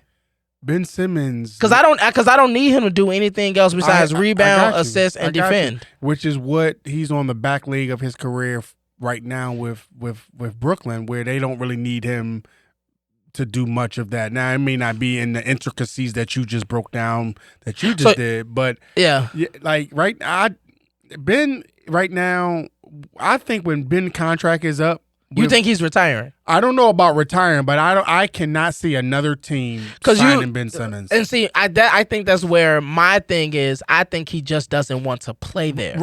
I think he just hasn't found. I think since Philadelphia, there hasn't been a team that has been trying to utilize him in the best way possible. Okay. And I don't think Brooklyn is even utilizing him in the best way possible because the ball is still in Dennis Schroeder's hands more than it is in Ben Simmons' hands. Okay. I think if you put him in a situation where he knows I got the ball and I can do my thing and guys are going to play off of me being the playmaker, you see a different Ben, especially in a year where he potentially could be working for another contract. Okay. So here's my question. I got two questions. Yeah. My first one is, you did know that Vucevic did have his time with DeMar DeRozan having to be that outside guy. Yeah. What did we think about Vucevic last year? You don't have Me personally, yeah. He was ass. But you don't have to do it for a long period of time. What I'm saying is you utilize that lineup to get rebounds. But that's a whole nother. But that would be your starting five. It could be only for 4 to 5 minutes, Coach. It doesn't have to be forever. Then it doesn't have to be forever. Because all you got to do is once Ben establishes the tempo, once he establishes the pace, now you sub him out for Jalen Smith and Vucevic is right back on the post. So you would run a lineup with Jalen Smith and Vuce on the floor? Yes. Okay. And then when you put Vuce on the bench, you bring back Ben in to play the center position. With Jalen Smith? Yes. So y'all do realize that y'all currently have a better version of Ben Simmons on your roster right now. You're gonna say Josh Giddey, aren't you? No, fuck I was gonna say, man. Modest. Oh shit. Here we go. You don't like Modest? I'm not saying I don't like Modest. Oh, I don't have a problem with Modest. I wanted us to draft him. I just don't think he's Ben Simmons. I don't think he has the ability to play make. I don't think he has the ability to make the passes that Ben can make. I don't think he defends the way that Ben Simmons can defend across the perimeter and at the rim. Not yet. Now I'll give you that. I'll give you that. Now we not could yet. Now we could definitely develop him into that. I agree with you. He can be developed into that easily, but he's not there yet right now. No, he's not there yet right now in the NBA. Yeah, but that's who he was. That's who was. Matas. That's who he was in high school, and that's how he played a little bit in G League. He had a little bit of Ben Simmons games, especially. I was definitely getting ready to say, have you ever seen him? I've been watching this kid for some years. No. Okay. He had a lot of that ability, especially in transition. Playmaking, transition. Yeah, exactly. So I definitely think. Okay, so definitely. Regardless of what I or anyone thinks about Ben Simmons. From Philadelphia to Brooklyn, from an offensive standpoint, no one can argue that when he's locked in, he's one of the best defenders in the rebounders, playmakers, in the NBA across the board. In the NBA, across the board. Yeah. Like, there's no, you won't get an argument out of me of that, right? Yeah. So no, Midas is not there yet. But he can be. He can be. Yeah. Because he got the size. Height. He still needs to put on some weight. Cool. He can be. But everything that you just named as far as pick and rolls, blah, blah, blah, blah, that for Ben Simmons, like, Midas could do that right now. And by the way, he can shoot. Yeah. Oh, and by the way, he will shoot. Yeah. Oh, and by the way, he can shoot. He'll make and by the way, he will make the shot. Yeah. Oh, and by the way, he won't fucking during a Game 7 playoff game be under the basket against the Atlanta Hawks and not fucking shoot the layup. So where's the camera? So fuck Ben Simmons. You can blurp that out. No, they ain't gonna get blurped out. Okay, so fuck him. All right. Tell his sister I said hey Booski. Okay, and get him the fuck out of here. Yeah.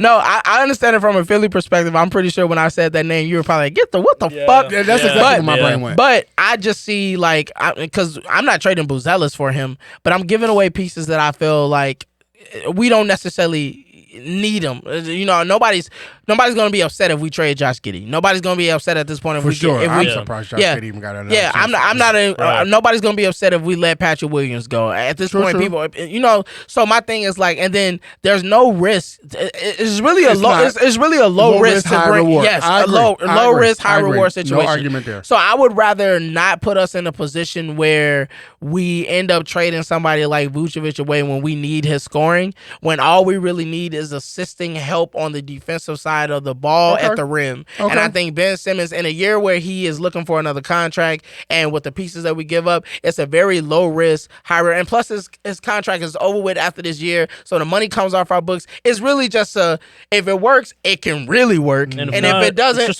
just a reset. Yeah. But today we did a special segment for the episode 10. It was a 2-hour segment for today. Yes, you guys are so lucky, man. And so lucky. Obviously, we opened up the show with our guests, but we wanted to do a proper introduction to you guys, understanding the man. The audience has probably been sitting here like, who the fuck is it? Yeah. And we haven't, we wanted to save it. We wanted you guys to get a feel of who he is and, kind of the personality that he has, a personality that we've both grown to appreciate and enjoy being around. So again, Coach Moo, welcome to the Halftime Podcast. I appreciate that. I just to be able to just kind of jump right into sports is my thing. So I'm pretty well knowledged. I'm pretty well versed. Yeah. And not just Philly stuff. Of course, Philly is always on my bloodline, but I follow. That's your heart and soul. Heart and soul. Yeah. But no, I appreciate this. The opportunity to be up here. You guys got a really good thing going here, and just to be able to sit here and kind of barbershop talk, really, and talk shit. Absolutely. Like that's right up my wheelhouse. So absolutely. There you go. Cool. There you go. All right, so we want to start off with some basic questions. But first, before we do that, just really quickly, who are you? Oh shit. That's a great question, Malcolm. I am a I guess it really depends on the day of the week. I'm a very most people that know me may not agree. I like low key, I like mellow, but I'm very so you can be I can be somebody who you won't even know in the room. Yeah. And I can be somebody who you will know is in the room, so all in the same night. You're an extroverted introvert. Yes, all in the same night. I like my space. I like my time alone. I like quiet, but I also can kind of I can shit talk with the best of them. Okay. Yeah. I playfully call myself a bully. Just that I'm very adamant on things that I want, how I want it to look. I feel like I'm a really great friend. I'm a really good listener. I adore my friends. Sometimes my friends adore me. I come from a very tight knit family, from my biological family, as well as my wife and my children. Like we are raising our boys. Like we're very close knit. Obviously, I'm from Philadelphia. And I bleed everything Philadelphia, from the Flyers to the Sixers to the soccer teams to Those the Flyers. Phillies to the heroin. to the heroin. To the heroin. To the heroin. Yeah, to the heroin. So so I guess that's who I am. All right. So one of our first questions we have for you is, when did you realize you had a love for the game of basketball? Probably maybe 4th or 5th grade. I went to a military school when I lived in Philadelphia. I lived at the school. I was a pretty rambunctious child growing up. My mother had a little bit some difficulties with me. I am the byproduct of a family where me and my sister were 13 months apart, me being older. And sometimes it felt like that attention from my mother and father wasn't really there. So I just found ways to get that attention. So anyway, she sent me to military school. I lived there for a little while. And I think it was there Coach Taylor was my midget basketball coach. That's where I really kind of started liking the game. I do distinctly remember as a child, years prior, living in Atlanta, watching the Sixers, Dr. J or whatever. I have a very vivid memory of that. Okay. But I think I really started liking basketball when I was in like 4th or 5th grade. And not even that I was like good. I just liked it. Like football was always my sport. Where I was like really good at football. I was an okay basketball player, and I'm never afraid to tell people that. Yeah, I was much better at football than I was. I was a fucking animal. Yeah, but I went to a high school that didn't have a football team. Oh, gotcha. Well, what position you play, Coach? Ironically, I played pretty much all of them. I played center. I played defensive end. I played quarterback. I played. What position you think you were best at? Defensive end. If I stayed on course and didn't break my foot, I think I would have been a pretty decent football player. See, I feel like you could have been a good tight end. I tried tight end. I did try tight end at one point, and yeah, this didn't really work out. You like giving out punishment, huh? I do. No. That's fair. Yeah, that's fair. And plus, from a defensive end standpoint, on either side, I felt like I was very crafty. Okay. Using moves from Reggie White, Dwight Freeney. When I played football, I had an array of moves. I used to play semi-pro football. Yeah. You know, nothing to kind of like write home about, but you know, football was my first love for sure. Okay. And Brian, if we can get some of those graphics shuffling through, you know, the ones that we have, that would be fantastic. Speaking of which, how did you get into coaching? Oh wow. So I didn't really start coaching on a serious note. I started coaching my son Xavier in like 6th or 7th grade when we moved out here. So I moved out here in 2012, and I left him and my wife back in Philly. I needed to get away. I was in a very interesting space in my life at the time where, admittedly, from a marriage standpoint, just from fatherhood, from manhood, I just felt like I wasn't doing enough. Okay. And I needed to get away. And my wife, you know, we've been together since high school, off and on. We went to the prom together, blah, blah, blah, blah. But I just needed to get out of Philly. And respectfully, I really just needed to kind of get away. In general. So when me and my wife got our shit back together, it's like, oh yeah, I miss you too, boo. Cause she wasn't coming to Chicago. And it was all right, well, we need to figure out this co-parenting because I'm staying. Cause if you leaving, I'm staying, and I'm leaving, so you staying. Right, exactly. Okay. And so long story short, when they finally got here, I started coaching Xavier in basketball. And it was more so like just a dad trying to kind of like, hey, son. Have a relationship. Yeah. And then it just kind of like grew from there. I don't take myself too seriously. I don't look at myself as the X's and O's guys. As you know, I know you guys will say no. But like you even seen today, like I'm more of a motivator kind of a guy. Like I like kids to know like I believe in what you have shown me. Right. The X's and O's is one thing, and I know like when you draw up a play, it never really goes the way that you draw it up. Ever. It never, because you want the guy to go left and he somehow always goes right, and it's like. Okay, dumb. Well, the defense just plays it differently. It plays it differently, just have to right? adapt in real time. I mean, but even with that, but so anyway, I feel like I'm more of I can get more out of a player who doesn't think he has anything to give. Okay. I talk to kids, players, how I wish people would have talked to me as an adult. That's actually exactly how I parent as well with my older boys. Me and my father had a okay relationship, so there's things I do with my boys that my father, with all due respect and may he rest in peace, he didn't do with me, right? That I wish he did. So like I'm constantly telling my boys I love them. I show them that I love them. I do things with and for them to kind of prove that I love them, and so that I kind of pour all of that into my coaching as well. Okay. Yeah. Going with our next question here. So obviously you did get into coaching. You did have a coaching job remind me at what program before? So I was at XL Academy of Inglewood. I started as an assistant coach, and let me tell you real quick how that happened. Yeah. So when I moved out here, I started working for XL Academy of Roseland. That's where I was working at. Okay. Then they opened up the Inglewood campus. Mm-hmm. Our campus didn't have a gym. We didn't have no basketball team. We didn't have nothing. But that campus had a gym, and then they put a team together that was coached by Nate Habenreiser. When my wife moved out here, she started working for that campus. So I would just go over and just kind of help them out. We also would like play basketball after work. Right. And I would go to all of their games just on some supportive shit. Like just I wanted to support. I like what they was doing. I just wanted to kind of be around.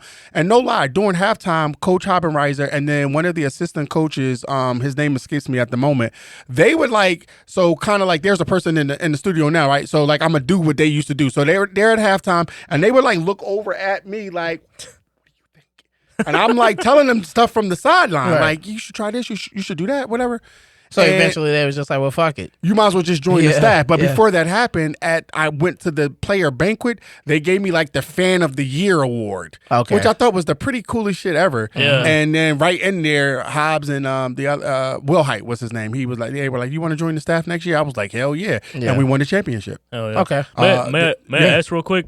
Nate Habenreiser, did he end up coaching at Oakland at one point? He was. I coached at Oakland. That's crazy because oh my God, that's crazy. He was one of my teachers in middle school. He left. Wow. He went to Liberty Junior High School. Yes, he did. He left Oakland. He left Excel and came back because he went to Oakland, I think, and went there. His aunt, may she rest in peace, I think her name was Mary Kay Habenreiser.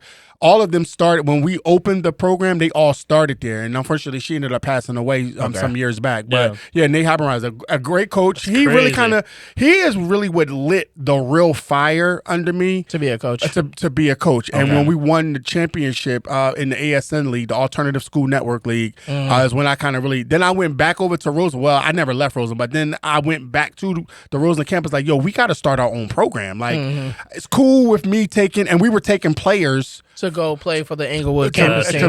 I'm like, man, and we had the better players. Right. I'm like, man, fuck that. Let's get our own thing going. going. Yeah. And I started coaching them, and we did really well in that. Nice. And then it just kind of whatever from there. Well, obviously we know right now, blessed be to God, that you are the head coach for Universal. Obviously had our first game today. But there was some time in between that you took off from coaching at Excel Academy to ultimately taking the job here. Yep. What made you decide to take that break from coaching? A game that I was coaching Xavier in, it was like 7th or 8th grade, and we got into it. You and your son? Me and my son on the court. Like Xavier has always been either one of the taller and or one of the better players, and I felt like he was we both were taking for granted the line of coach and dad, where there were times where his body language and sometimes his tone would cross the line of player coach, but more importantly, adult child. Okay. Like who the fuck you talking to? Yeah. Right. So it was one play one time where I was subbing him out because he didn't do something right, and I was just like subbing him out, like just come here, let me kind of whatever. And he kind of like, was mumbling under his breath, talking shit as he's walking to the bench. And I peeped his whole scene, and I was this close to punching, like grown man punching the shit out of him. So instead, get your shit, get off my bench, and go sit over there with your mom. Okay. And we got destroyed in the game. And it was at that moment throughout the rest of the game and just kind of like processing everything like, yeah, this not gonna work. This coach, if I'm going to do this coaching, I can't coach him. You can't coach your son. I can't coach my son. I can't coach my son because I'm not going to. And I've seen Xavier with other coaches do this. So when I became dad and I would watch him do the shit, I can check him differently. I could. Not differently, but you just no. You're right. I would check the shit out of him. And Zay knows when I whistle. Y'all heard me whistling today. Yeah. That shit stops immediately. Whatever he's doing on the court or, his little whatever, when he hears that whistle, that shit stops at me. I don't play that shit. I do not play that shit. But I fucking adore my kids. Right. Which was leading me to my next question. I adore them boys. Because you talk a lot about your son. You speak so highly of him. There's such a definitely a reverence that you have about him, absolutely. that you have for him. And you can correct me if I'm wrong.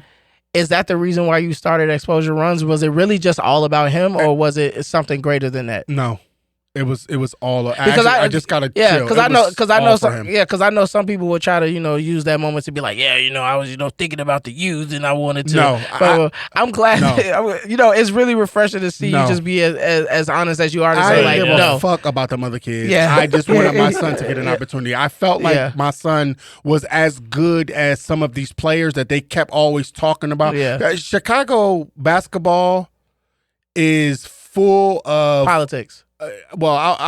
Yes, it is. But it's full of unworthy gatekeepers, people who should no longer even be allowed on the other side of that gate. Why we even let him over here? Right. Type of shit, right?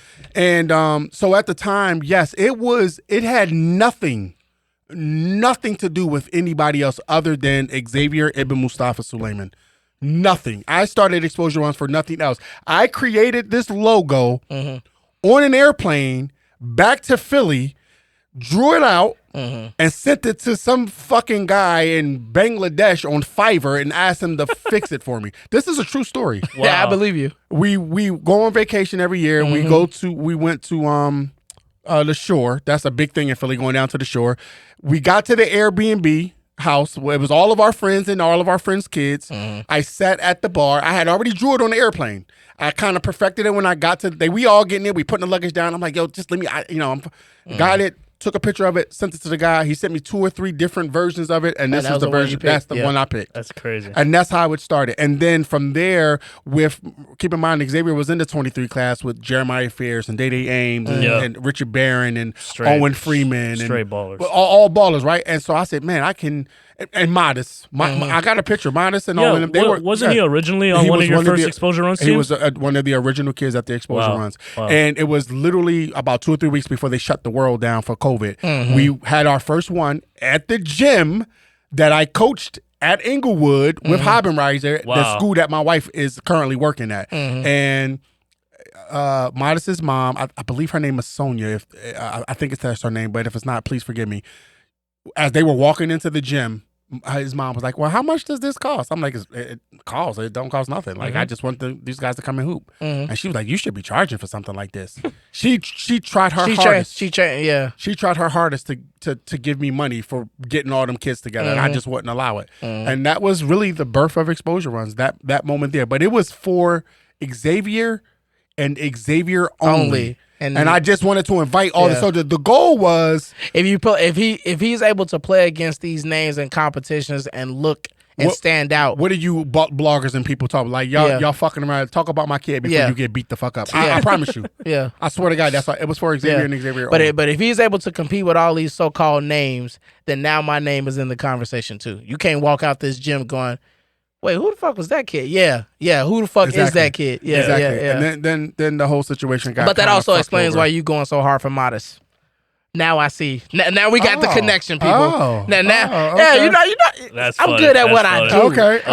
People, just so y'all, I'm good at what I do. Zay and Modest used to hang out. I'm good at what I do. He comes from a great family. His mother, father. You know, his father is a big time He has a big time. He has a connection to all of the Lithuanian players in the NBA. I think he's like he has some type of either massage business or something like that. Gotcha. And that's how he connects. That's how the connection is. But he knows a lot of the Lithuanian players from the NBA. Now speaking and stand on exposure. What's one of the most valuable thing that you've learned through your experience now that you have started exposure runs and it's blossomed into what it's become, and it's obviously still growing and ever going. What's one of the most valuable things you've learned from this experience? Malcolm, that's a great question. I think, and it don't have to be one, it could be multiple things if you want to. I think one of the most valuable things, as you have a picture of Easy up here, is like stuff like that, is just being able to provide opportunities for kids who would never have thought they would have a chance to play in the gym with Chris Riddle. Okay. Or play in the gym with Angelo Saravino. Or play in the gym with Modest. Or play in the gym with Jeremiah and Jeremy Fierce or Richard Barron or Dalen Davis, just to name a few players. Having some of them players, particularly this year, from down Centralia, from West Virginia, from Florida, from my hometown of Philadelphia. I finally got a chance to get my godson out here. He been seeing it. Oh, he's so and good. Finally came and lit it up. And I mean lit it up. Kamaya is none to beat. And lit it up. And I was so proud to see that. So I think, of course, you was in there like Philly in this bitch. I was, and he was doing this thing. And shout out to Carter and Solomon too, because they did their thing as younger players. But I think that's probably tops of it. But the other valuable thing is that I still get a chance to, even though Xavier is no longer in high school, he's now going through his ups and downs and pearls of college. I still get a chance to talk about him, right? Because of without Xavier,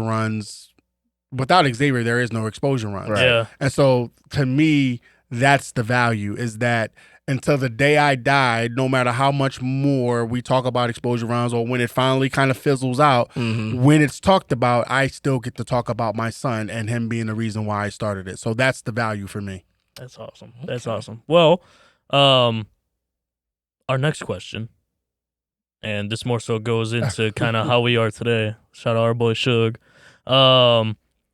So after taking that time off from coaching at Excel, why Universal? What made you want to take the job at Universal? I didn't want to take the job at Universal. And you knew I was going to say that. Yeah. I didn't want to take the job at Universal. It just was one of them things. I was in the reverse spot of when I moved out here. I wanted to go back to Philly. I feel like I'm no longer working for the Camelot School where I was working at for 10 years. I was back in that rut of fatherhood, manhood as a husband. I wasn't working. My wife was holding the family down, and I was struggling mentally. I actually was doing really, really bad mentally, and I just wanted to. I felt like Chicago had, opportunities, right? No, on the reverse end, I felt like Chicago had, she had done what she wanted to do with me, and now she no longer wanted me. Oh, bitch. Right? And so now I wanted to go back to my comfort zone, but I wanted to go back home. Back to Philly. And so I interviewed back at home. I had a job lined up. That's where that whole clip came up from Universal. I was in Philly on a job interview. I had just accepted a job. Nobody knew, not even my wife knew, that I actually accepted the job that day. When I came back, actually, she's hearing this for the first time when she watches this. When she's probably gonna be like, "What the fuck? Yeah, when I you could have went home." Right? No. She. Okay. She don't want to go back to Philly. Okay. And I'm gonna go into why. Yeah. Okay. When I went through the interview, I did the whole process. I killed the shit. They offered me the job on the spot. I accepted the job on the spot. Like I knew, and then he went out there and made the biggest mistake of his motherfucking life. So I made that prediction. But when I got back to Philly, when I got back to Chicago, I kicked it to my wife. I was like, "Oh yeah, they'll let me know in a few weeks. They're going to go through the rest of the process." I had already accepted the job, verbally anyway. I literally was just waiting on the paperwork. I told them what I wanted to make. They told me we can kind of blah blah blah. So I was really just waiting on the paperwork, right? And then my wife went to Jamaica with a friend for her birthday, and I kind of ruined her trip, because throughout the whole trip, we were on the phone and we were just kind of arguing. She did not want me to go back to Philly. And reason being is Philly has a plethora of distractions that I probably shouldn't be around. And no, not heroin. I mean, I wasn't gonna assume just that. for the fucking record. I wasn't gonna because like you perked up like, I wonder what's happening. No, I mean, you're one of the most healthy heroin people that I've ever seen in my life. But just with social media, friends, family, like I'm a typical man. Like you could read between the lines however the fuck you want. But she didn't want to go back to Philly. Yeah, and so we argued about it. Not argue, but the discussion was pretty intense. Yeah, and I feel like I didn't. So I ended up not taking the job. Well, actually, to be fair and to be truthful, I took too long getting back to them, and so they kind of rescinded the job. Like, really? Yeah, it was just like, look, motherfucker, are you coming or not? And you wasn't replying fast and I enough. wasn't replying fast enough. So they rescinded the job, and so then I went from that. I went through a period of finding a job, getting fired from a job, finding another job, working that job, quitting that job. No, it was a mutual thing. Yeah. And then a period of like not working for almost 6 or 7 months and then depression set in, obviously debt set in. And now you can see in this picture here, I actually have on my work shirt. I'm actually now since September 23rd, I was hired. I am the Park District Broadview's Park and Recs operations manager, and so it just kind of works out. I got a great team. We got the gym up there. We were already up there, so just building from there. And I'm slowly putting the pieces of my mental life back together. And it's been great. My son just came home today, literally this morning. As I was walking out the door this morning, she left at 3:00 in the morning to go pick him up from college because he would have drove, but his car's broke. But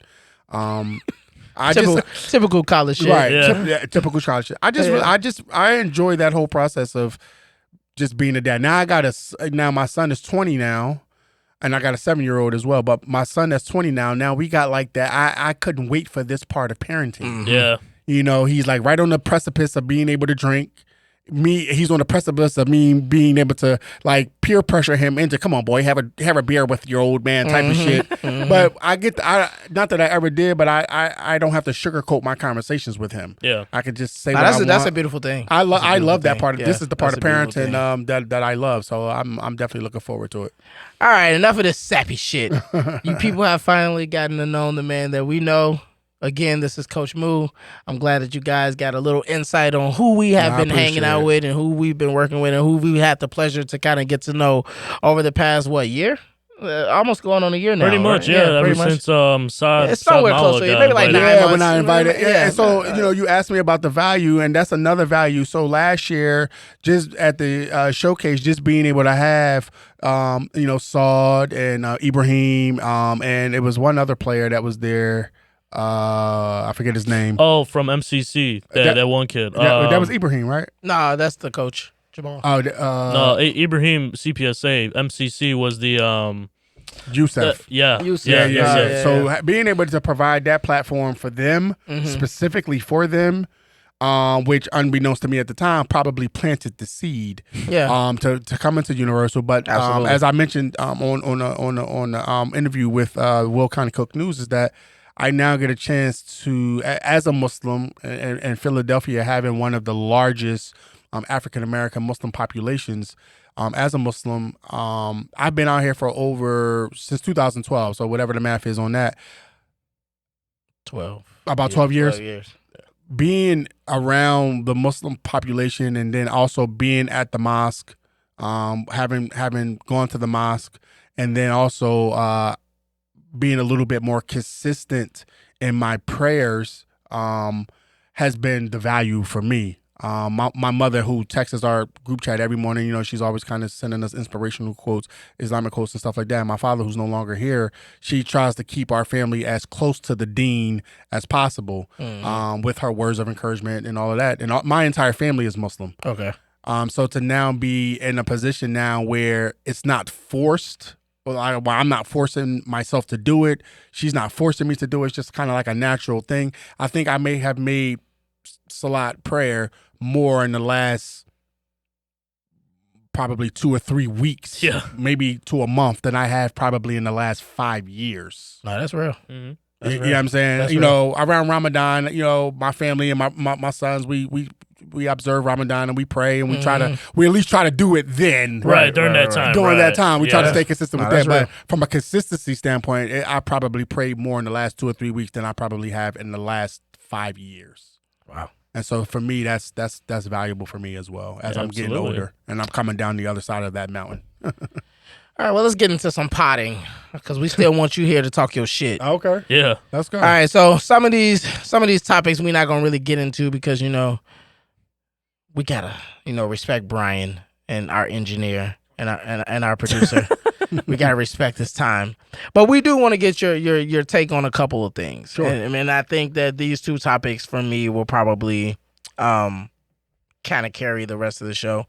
The first one is your opinion on the state of high school basketball. Where do you see it? In Illinois or as a whole? Just as a whole. As a whole.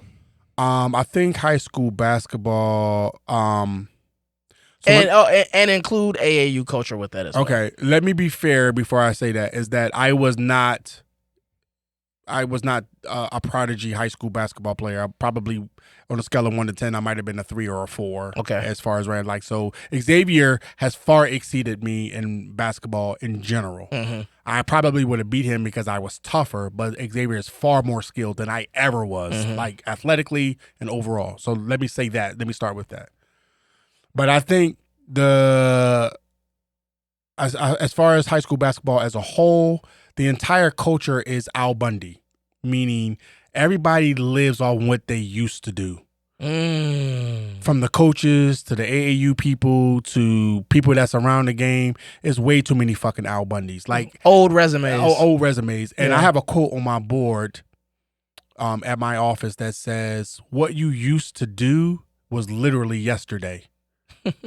Like, no one fucking cares what you did 20 years of fucking ago. What have you done lately? What are you doing lately? So as far as high school basketball goes, and I mentioned it already, in Illinois in particular, and I wish I had more of a onus on the Philly culture, which I don't. Yeah. Which is interesting because my Philly friends are like, well, why'd you bring that shit here? And It's like, I don't know. But I would imagine it's the same way. The gatekeeping here is disgusting. Expand on that. Like, you gotta have certain relationships with certain people to do certain things and to get certain places. It's Chicago politics from the way politics in general have been in Chicago, from actual politics to street politics. Yeah, it's the same way. Yeah, but this is how I've been successful at exposure runs. Is while two people who are gatekeeping are arguing over whose key is bigger, I've literally snuck through the back door and just pretty much overlapped them two dickheads. Yeah. Like, y'all keep arguing and I'll do this over here. So the people who's gatekeeping, 90% of them have not even come close to doing some of the shit that I accidentally have done. Right. And probably 95 to 98% of them have never even been in the gym that I've been in, and 100% of them never even intended to do. Intended to do. That's the more critical part of it. And the gatekeepers are not trying to do. They're not trying to do it because it's all about money. What what can I get out of it? And 100% of everything that I've done. Matter of fact, let me take that back. 99% because I just did a middle school camp that I actually had to charge for because the bill for the 99% of the stuff that I've done has been free. And it's been better than anybody's paid shit. Yeah. I don't give out those funky ass t-shirts with a stupid ass logo on the back and crooked ass numbers. I'm not giving out those dry ass fucking energy bars. You don't get I don't give I won't pour it out pull out that. I don't give purified fucking water.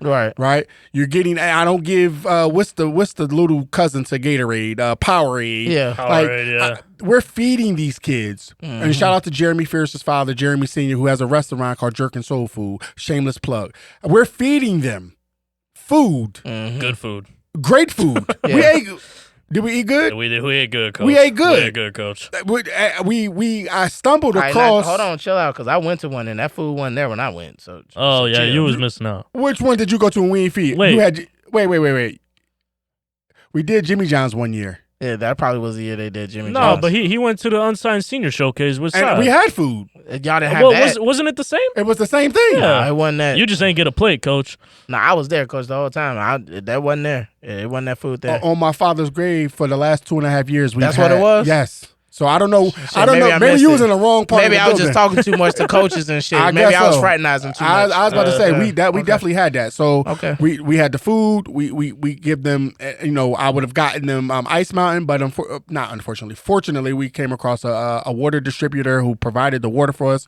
They get in top notch training from David Williams, from Juice Thompson, from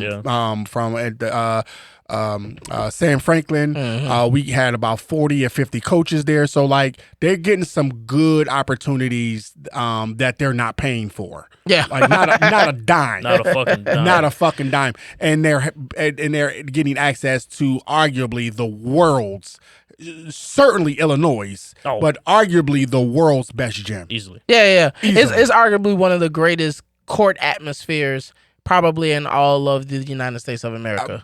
Arguably. Arguably, but for certain in Illinois. Yeah. Oh, for sure. For sure. Yeah, no yeah, doubt. yeah, yeah, For yeah, sure. yeah, So yeah, I'm extremely proud of that. I'm very proud of that. Yeah. Very proud of that. So would you say high school basketball right now is, obviously you said it's very Al Bundy as far as the play style and everything like that. Do you think it's mimicking too much of trying to act like the NBA? Yes, I do. Yeah. But a lot of that is also the coach's fault. I feel like coaches are not taking the craft seriously enough. Yeah. They're they not you feel like coaches are coaching for name rather than the actual team itself? Like coaches are going in I'm using this as a chance to pivot to something else? Not today because there's not much for the coaches to pivot to because they're not good. Right. Yeah. And yesteryear, absolutely. Yeah, absolutely. back then, But you actually still have a lot of good coaches that can do that, can still do that. I think of Dante Montgomery from Bloom. I think of the head coach, Houston, over at... He's at Bloom? No. Dante Montgomery's father, senior. He's at Bloom. Okay. Don Houston is over at Hillcrest. I think about some of the older. Obviously, Rob Smith is no longer coaching at Simeon. He had a golden ticket. He could have went to college anytime he wanted. Anytime he wanted. But sometimes sometimes everybody don't want to do that. Everybody don't want to do that. So I do think there's some really good coaches up and coming that will eventually probably pivot to college. Obviously HF just won the state. Right. I think the coach for DePaul could do anything he wants whenever he wants. Coach Klein Smith. Who's a basketball legend, by the way, from the state of Illinois. Yeah. And I'm still learning the basketball culture as a whole. There's still a ton of shit I don't know. As it relates to the best players, the former best players, the best coaches, the former players. So I'm still learning, and I think that's what sometimes people, why they allow me, is because I'm not afraid to say I don't know. Yeah. And so teach me. You're still a sponge. Yeah, I'm still a sponge. Yeah. All right, Philly boy. Philly man. Yeah. What's going on with your 76ers, man? I wish I knew. How do you fix them? If you're the GM, I'm trading Embiid. Oh, I don't know for who. Hold on, wait. Time out. Yeah, I'm trading Time out. My first question to you was, if you're the GM, my bad. And you're trying to fix the 76ers, and your first response is not even before I finish the sentence, is trade Embiid. But I'll let you finish your sentence. Go ahead. I apologize. I don't know if it's that shit to finish. Why the fuck? Why is that right out the gate? Well, for one, Embiid is never getting through a season, and when we get to the playoffs, he gives us nothing. Whoa! Gives you nothing? We haven't. I think Embiid is professionally traumatized and still living off the fact that we lost that game to Toronto when Kawhi hit that shot. He can't let them tears go. He can't let that go. And then the very next year is when the Ben Simmons shit happened with the Hawks. So if we're going to do something, let's do it now. Embiid is 12 years in? Is it? Somewhat, yeah. Something like that. Yeah. But wouldn't you argue? We waited too long to get rid of AI. And AI is whatever AI to be in Philly, it's 10 times that what you know it to be. Yeah. AI is a god in Philly. What's the next thing above God? I don't know. Whatever that is, that's what AI is. In Philadelphia? In Philadelphia, AI is whatever the next thing of God is, that's what there's God. And then there's AI. And then there's AI. Is it really like that? Yes. Wow. Like he could walk anywhere and yes. Jeez. And it used to be Doc. Now Doc is having a hard time sometimes when he's in the like same Dr. place. J? Dr. J? Yeah. Okay. Because Doc was the Prince of Philly. Mm-hmm. And now with AI, whenever they're somewhere together, you won't see Doc a lot of times because he's unable to handle like being second tier to Allen because it used to be Doc. Doc was God. He was Dr. motherfucking J. Doc was God. Yeah. Now whatever God is, AI is above that. Jeez. So yes, it really is like that in Philly. Really is. So we're trading Embiid. Don't you think this is the worst time to trade him? His value is probably at an all-time low. At an all-time low. So we probably can't trade him now. I mean, you can, but you probably just won't get what you think is formidable. Right. For sure. We'll get, let me tell you what we're going to get. And y'all might be too young for this. When we traded Barkley and got fucking Tim Perry and not Jeff, was it Jeff Hornacek? We got like 3, and Tim Dumas, who was on cocaine, by the way, when they traded Barkley to Phoenix. Yeah, That's the y'all type traded of trade. Barkley for some crackheads. Yeah. The good For the team in the motherfucker NBA. who probably started Kensington. That's what we traded Barkley for. The mayor of Kensington. Yeah, he probably is the mayor of Kensington. That's so funny we wouldn't get no value for Embiid. I agree with that. But you're still like, he has to go. I feel like he needs to go. So you don't think there's a way that this season, not this technical season, because I'm under the belief right now that this season probably can't be salvaged. But you don't believe that if the plan is, okay, if we can't salvage this season, let's say they bottom out and they end up with the ability to get like a Cooper flag or something like that, you don't think then this season of the setbacks and then bringing a team back where you got Cooper, Joel, Tyrese, and Paul George, you don't think that's something to hold on to? No. That aspiration of maybe putting something together like because that? I'm not a fan of Cooper flags. I'm not the biggest fan of Cooper flag either. Matter of fact, I'm not a fan of many players coming out of Duke. Me neither. But I'm not a fan of Cooper flags. Cooper flag, Paul Pierce, Tomato. But I mean, I guess you could say Cooper Flag can play a little bit more of the stretch four that is more suitable next to Embiid. Sure, I guess you could. But let me tell you what I would do. And for people who are paying attention, really paying attention, I would 100%. Of course, you keep Paul George because you just signed him. Cool. Yeah. I would go ahead and start building around Tyrese and the other kid. Jaden McCain.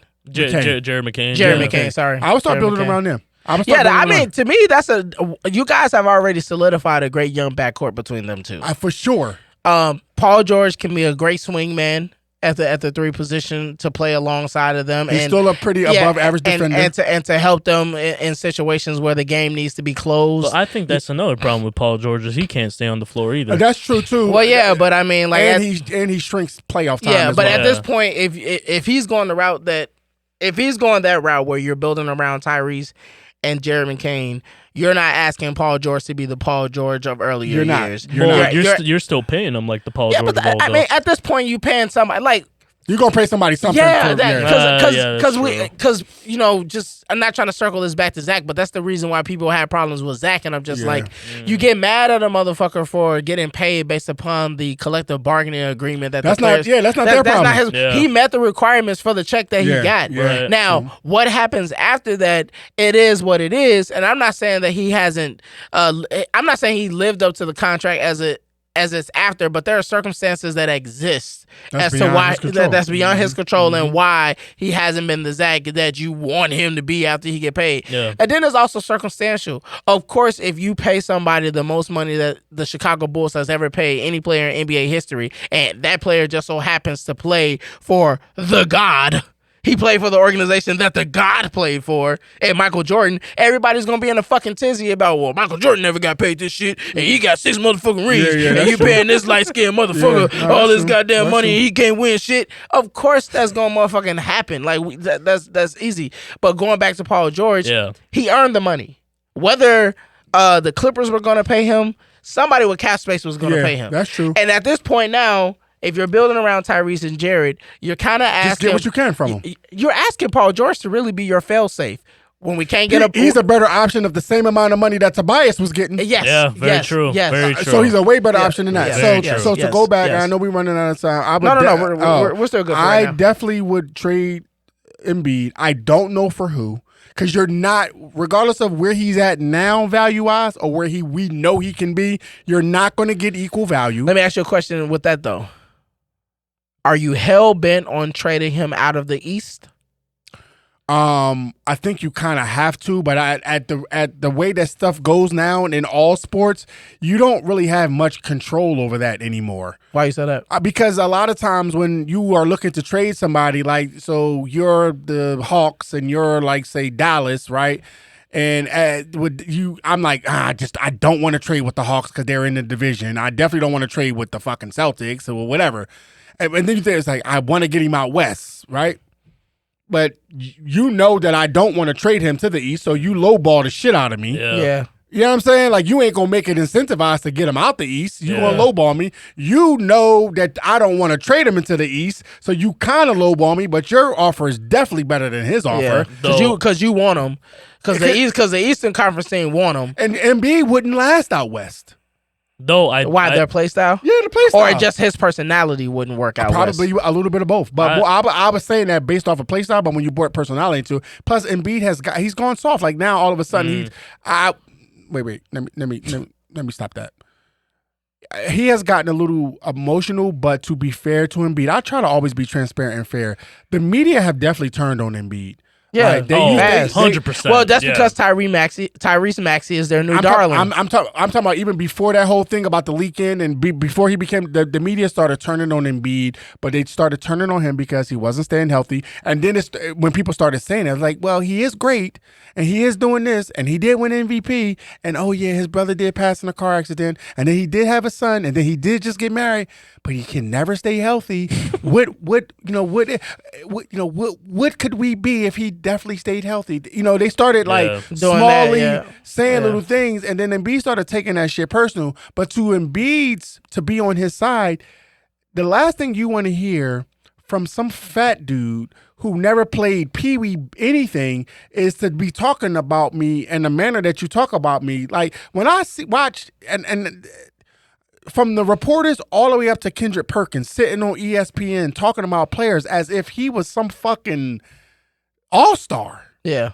That shit would bother me if I was a player. It bothers me as a couch potato. Yeah. You know what I'm saying? So, like, I would definitely trade Embiid. I don't know who we would get. I don't know who would fill that role. You would hope that you get the production out of Maxey and McCain, whatever you can get out of Paul George. And then you just try to hope that you can get a good draft pick to develop. The Sixers have never really had an issue with the developing players. No, they haven't. So I feel clearly we seeing it right before our eyes. Right. McCain and Maxey. So I think it could happen. I did want to add just a quick scenario because I think we talked about this on the phone before, but kind of staying on that Embiid being traded thing, I think there's only one team that makes sense for him to go to. Who is that? Well, the Golden State Warriors. I believe it works. I think that's the only team that it makes sense to go to. I don't know. Probably Andrew Wiggins, Draymond Green. Yeah, they'd have to move Draymond. They'd have to move it. Yeah, and that's probably your package. If they move Draymond, let that be a 3-team package where he goes somebody else. Well, I'm telling you that'll probably be your package. Andrew Wiggins. Draymond's definitely out because him and Joel don't like each other. So that's probably your package. Andrew Wiggins and Draymond Green for Joel Embiid straight up and some picks. And so the money makes sense as well. And so the money makes sense. But we can harbor on that another day. Yeah. As always, we like to end with our predictions. So, Coach Moo, you get a chance to come in on us with our predictions, our week 13 predictions. So starting it off, we got the Bears in Detroit. We got Moo. Thanksgiving Day. Tomorrow, I'm going with the Bears. You're gonna pull up for an upset. Pulling up for an upset. I'm going with the Bears. I need the Bears to win. Such a Philly thing to do. Just trying to rob niggas blind. Giants and the Cowboys. Also another Thanksgiving game. This is the toilet bowl, so like yes. I'd say Dallas is at home. I got Dallas. I'll go with Dallas. Hopefully another piece of the roof doesn't fall. And I got again. Detroit for that game against the Bears. I'll go with Dallas. All right, finishing off for the Thanksgiving games, Miami versus Green Bay. That's going to be a good game. That's going to be a good game. No, I think Green Bay going to smack them. I got Miami pulling that out. Friday, Kansas City and the Raiders. Give me KC. I got KC too. Friday. Black Friday, huh? Yeah, Black Friday. I got KC in a close one or a blowout? A very close one. Very close one. Okay. Very close one. Okay. Sunday's games: Chargers and Falcons. I got the Chargers. Give me the Chargers. Give me the Chargers as well. All right. Steelers and Cincinnati. I got the Steelers. I take the Steelers as Yeah, well. give me Pitt. Houston and Jacksonville. I got Houston. I think they have a bounce back moment against Jacksonville. I'll take Houston as well. What you got? He gonna take Jacksonville? No, give me Houston. Give me Houston. Minnesota and Arizona. I got an upset. I got Arizona. Yeah, you know what? Give me Arizona as well. I'm taking Minnesota. Okay. I'm taking Minnesota. Indianapolis and New England, the battle of the worst. The battle of the worst. That's hilarious. Give me New England. I think Drake May plays a good game. And I think he outplays Anthony Richardson, but I think they only win by a field goal. I got New England. Is Anthony Richardson playing? Yeah, is Drake May playing? Yeah. I'm going New England too. Okay. Seattle versus the Jets. Who gives a fuck? Who but cares? I got Seattle. Yeah, who fucking cares? Y'all should have never played this game. Right. I'm gonna go with the Jets. I'd like to see them win a game because Aaron Rodgers is the fuck out of there. I don't want to see him. Tennessee versus Washington. I'm gonna take Washington. I'm taking I think they bounce back. So I got my boy Jaden. Tampa Bay versus Carolina. I'm gonna go with the Bucks because their starting running back is a Hillcrest alum, Bucky Irvin. Shout out to Bucky. There we go. I got the Bucks. Yeah, give me the Panthers. Why not? Give me the Panthers? Bryce Young gonna ball out. All right, Rams versus the Saints. Give me the Rams. Rams have been playing solid football recently. Up until last week. But because they got beat last week, I'm gonna take the Rams. I don't know. I think I'm gonna take the Saints. I think the Saints. I think this is all you, Coach, coming up. Yeah. Philadelphia versus Baltimore. Who you got? Of course, I'm gonna take Philly, but I think it's gonna be this is a trap game for who? For us.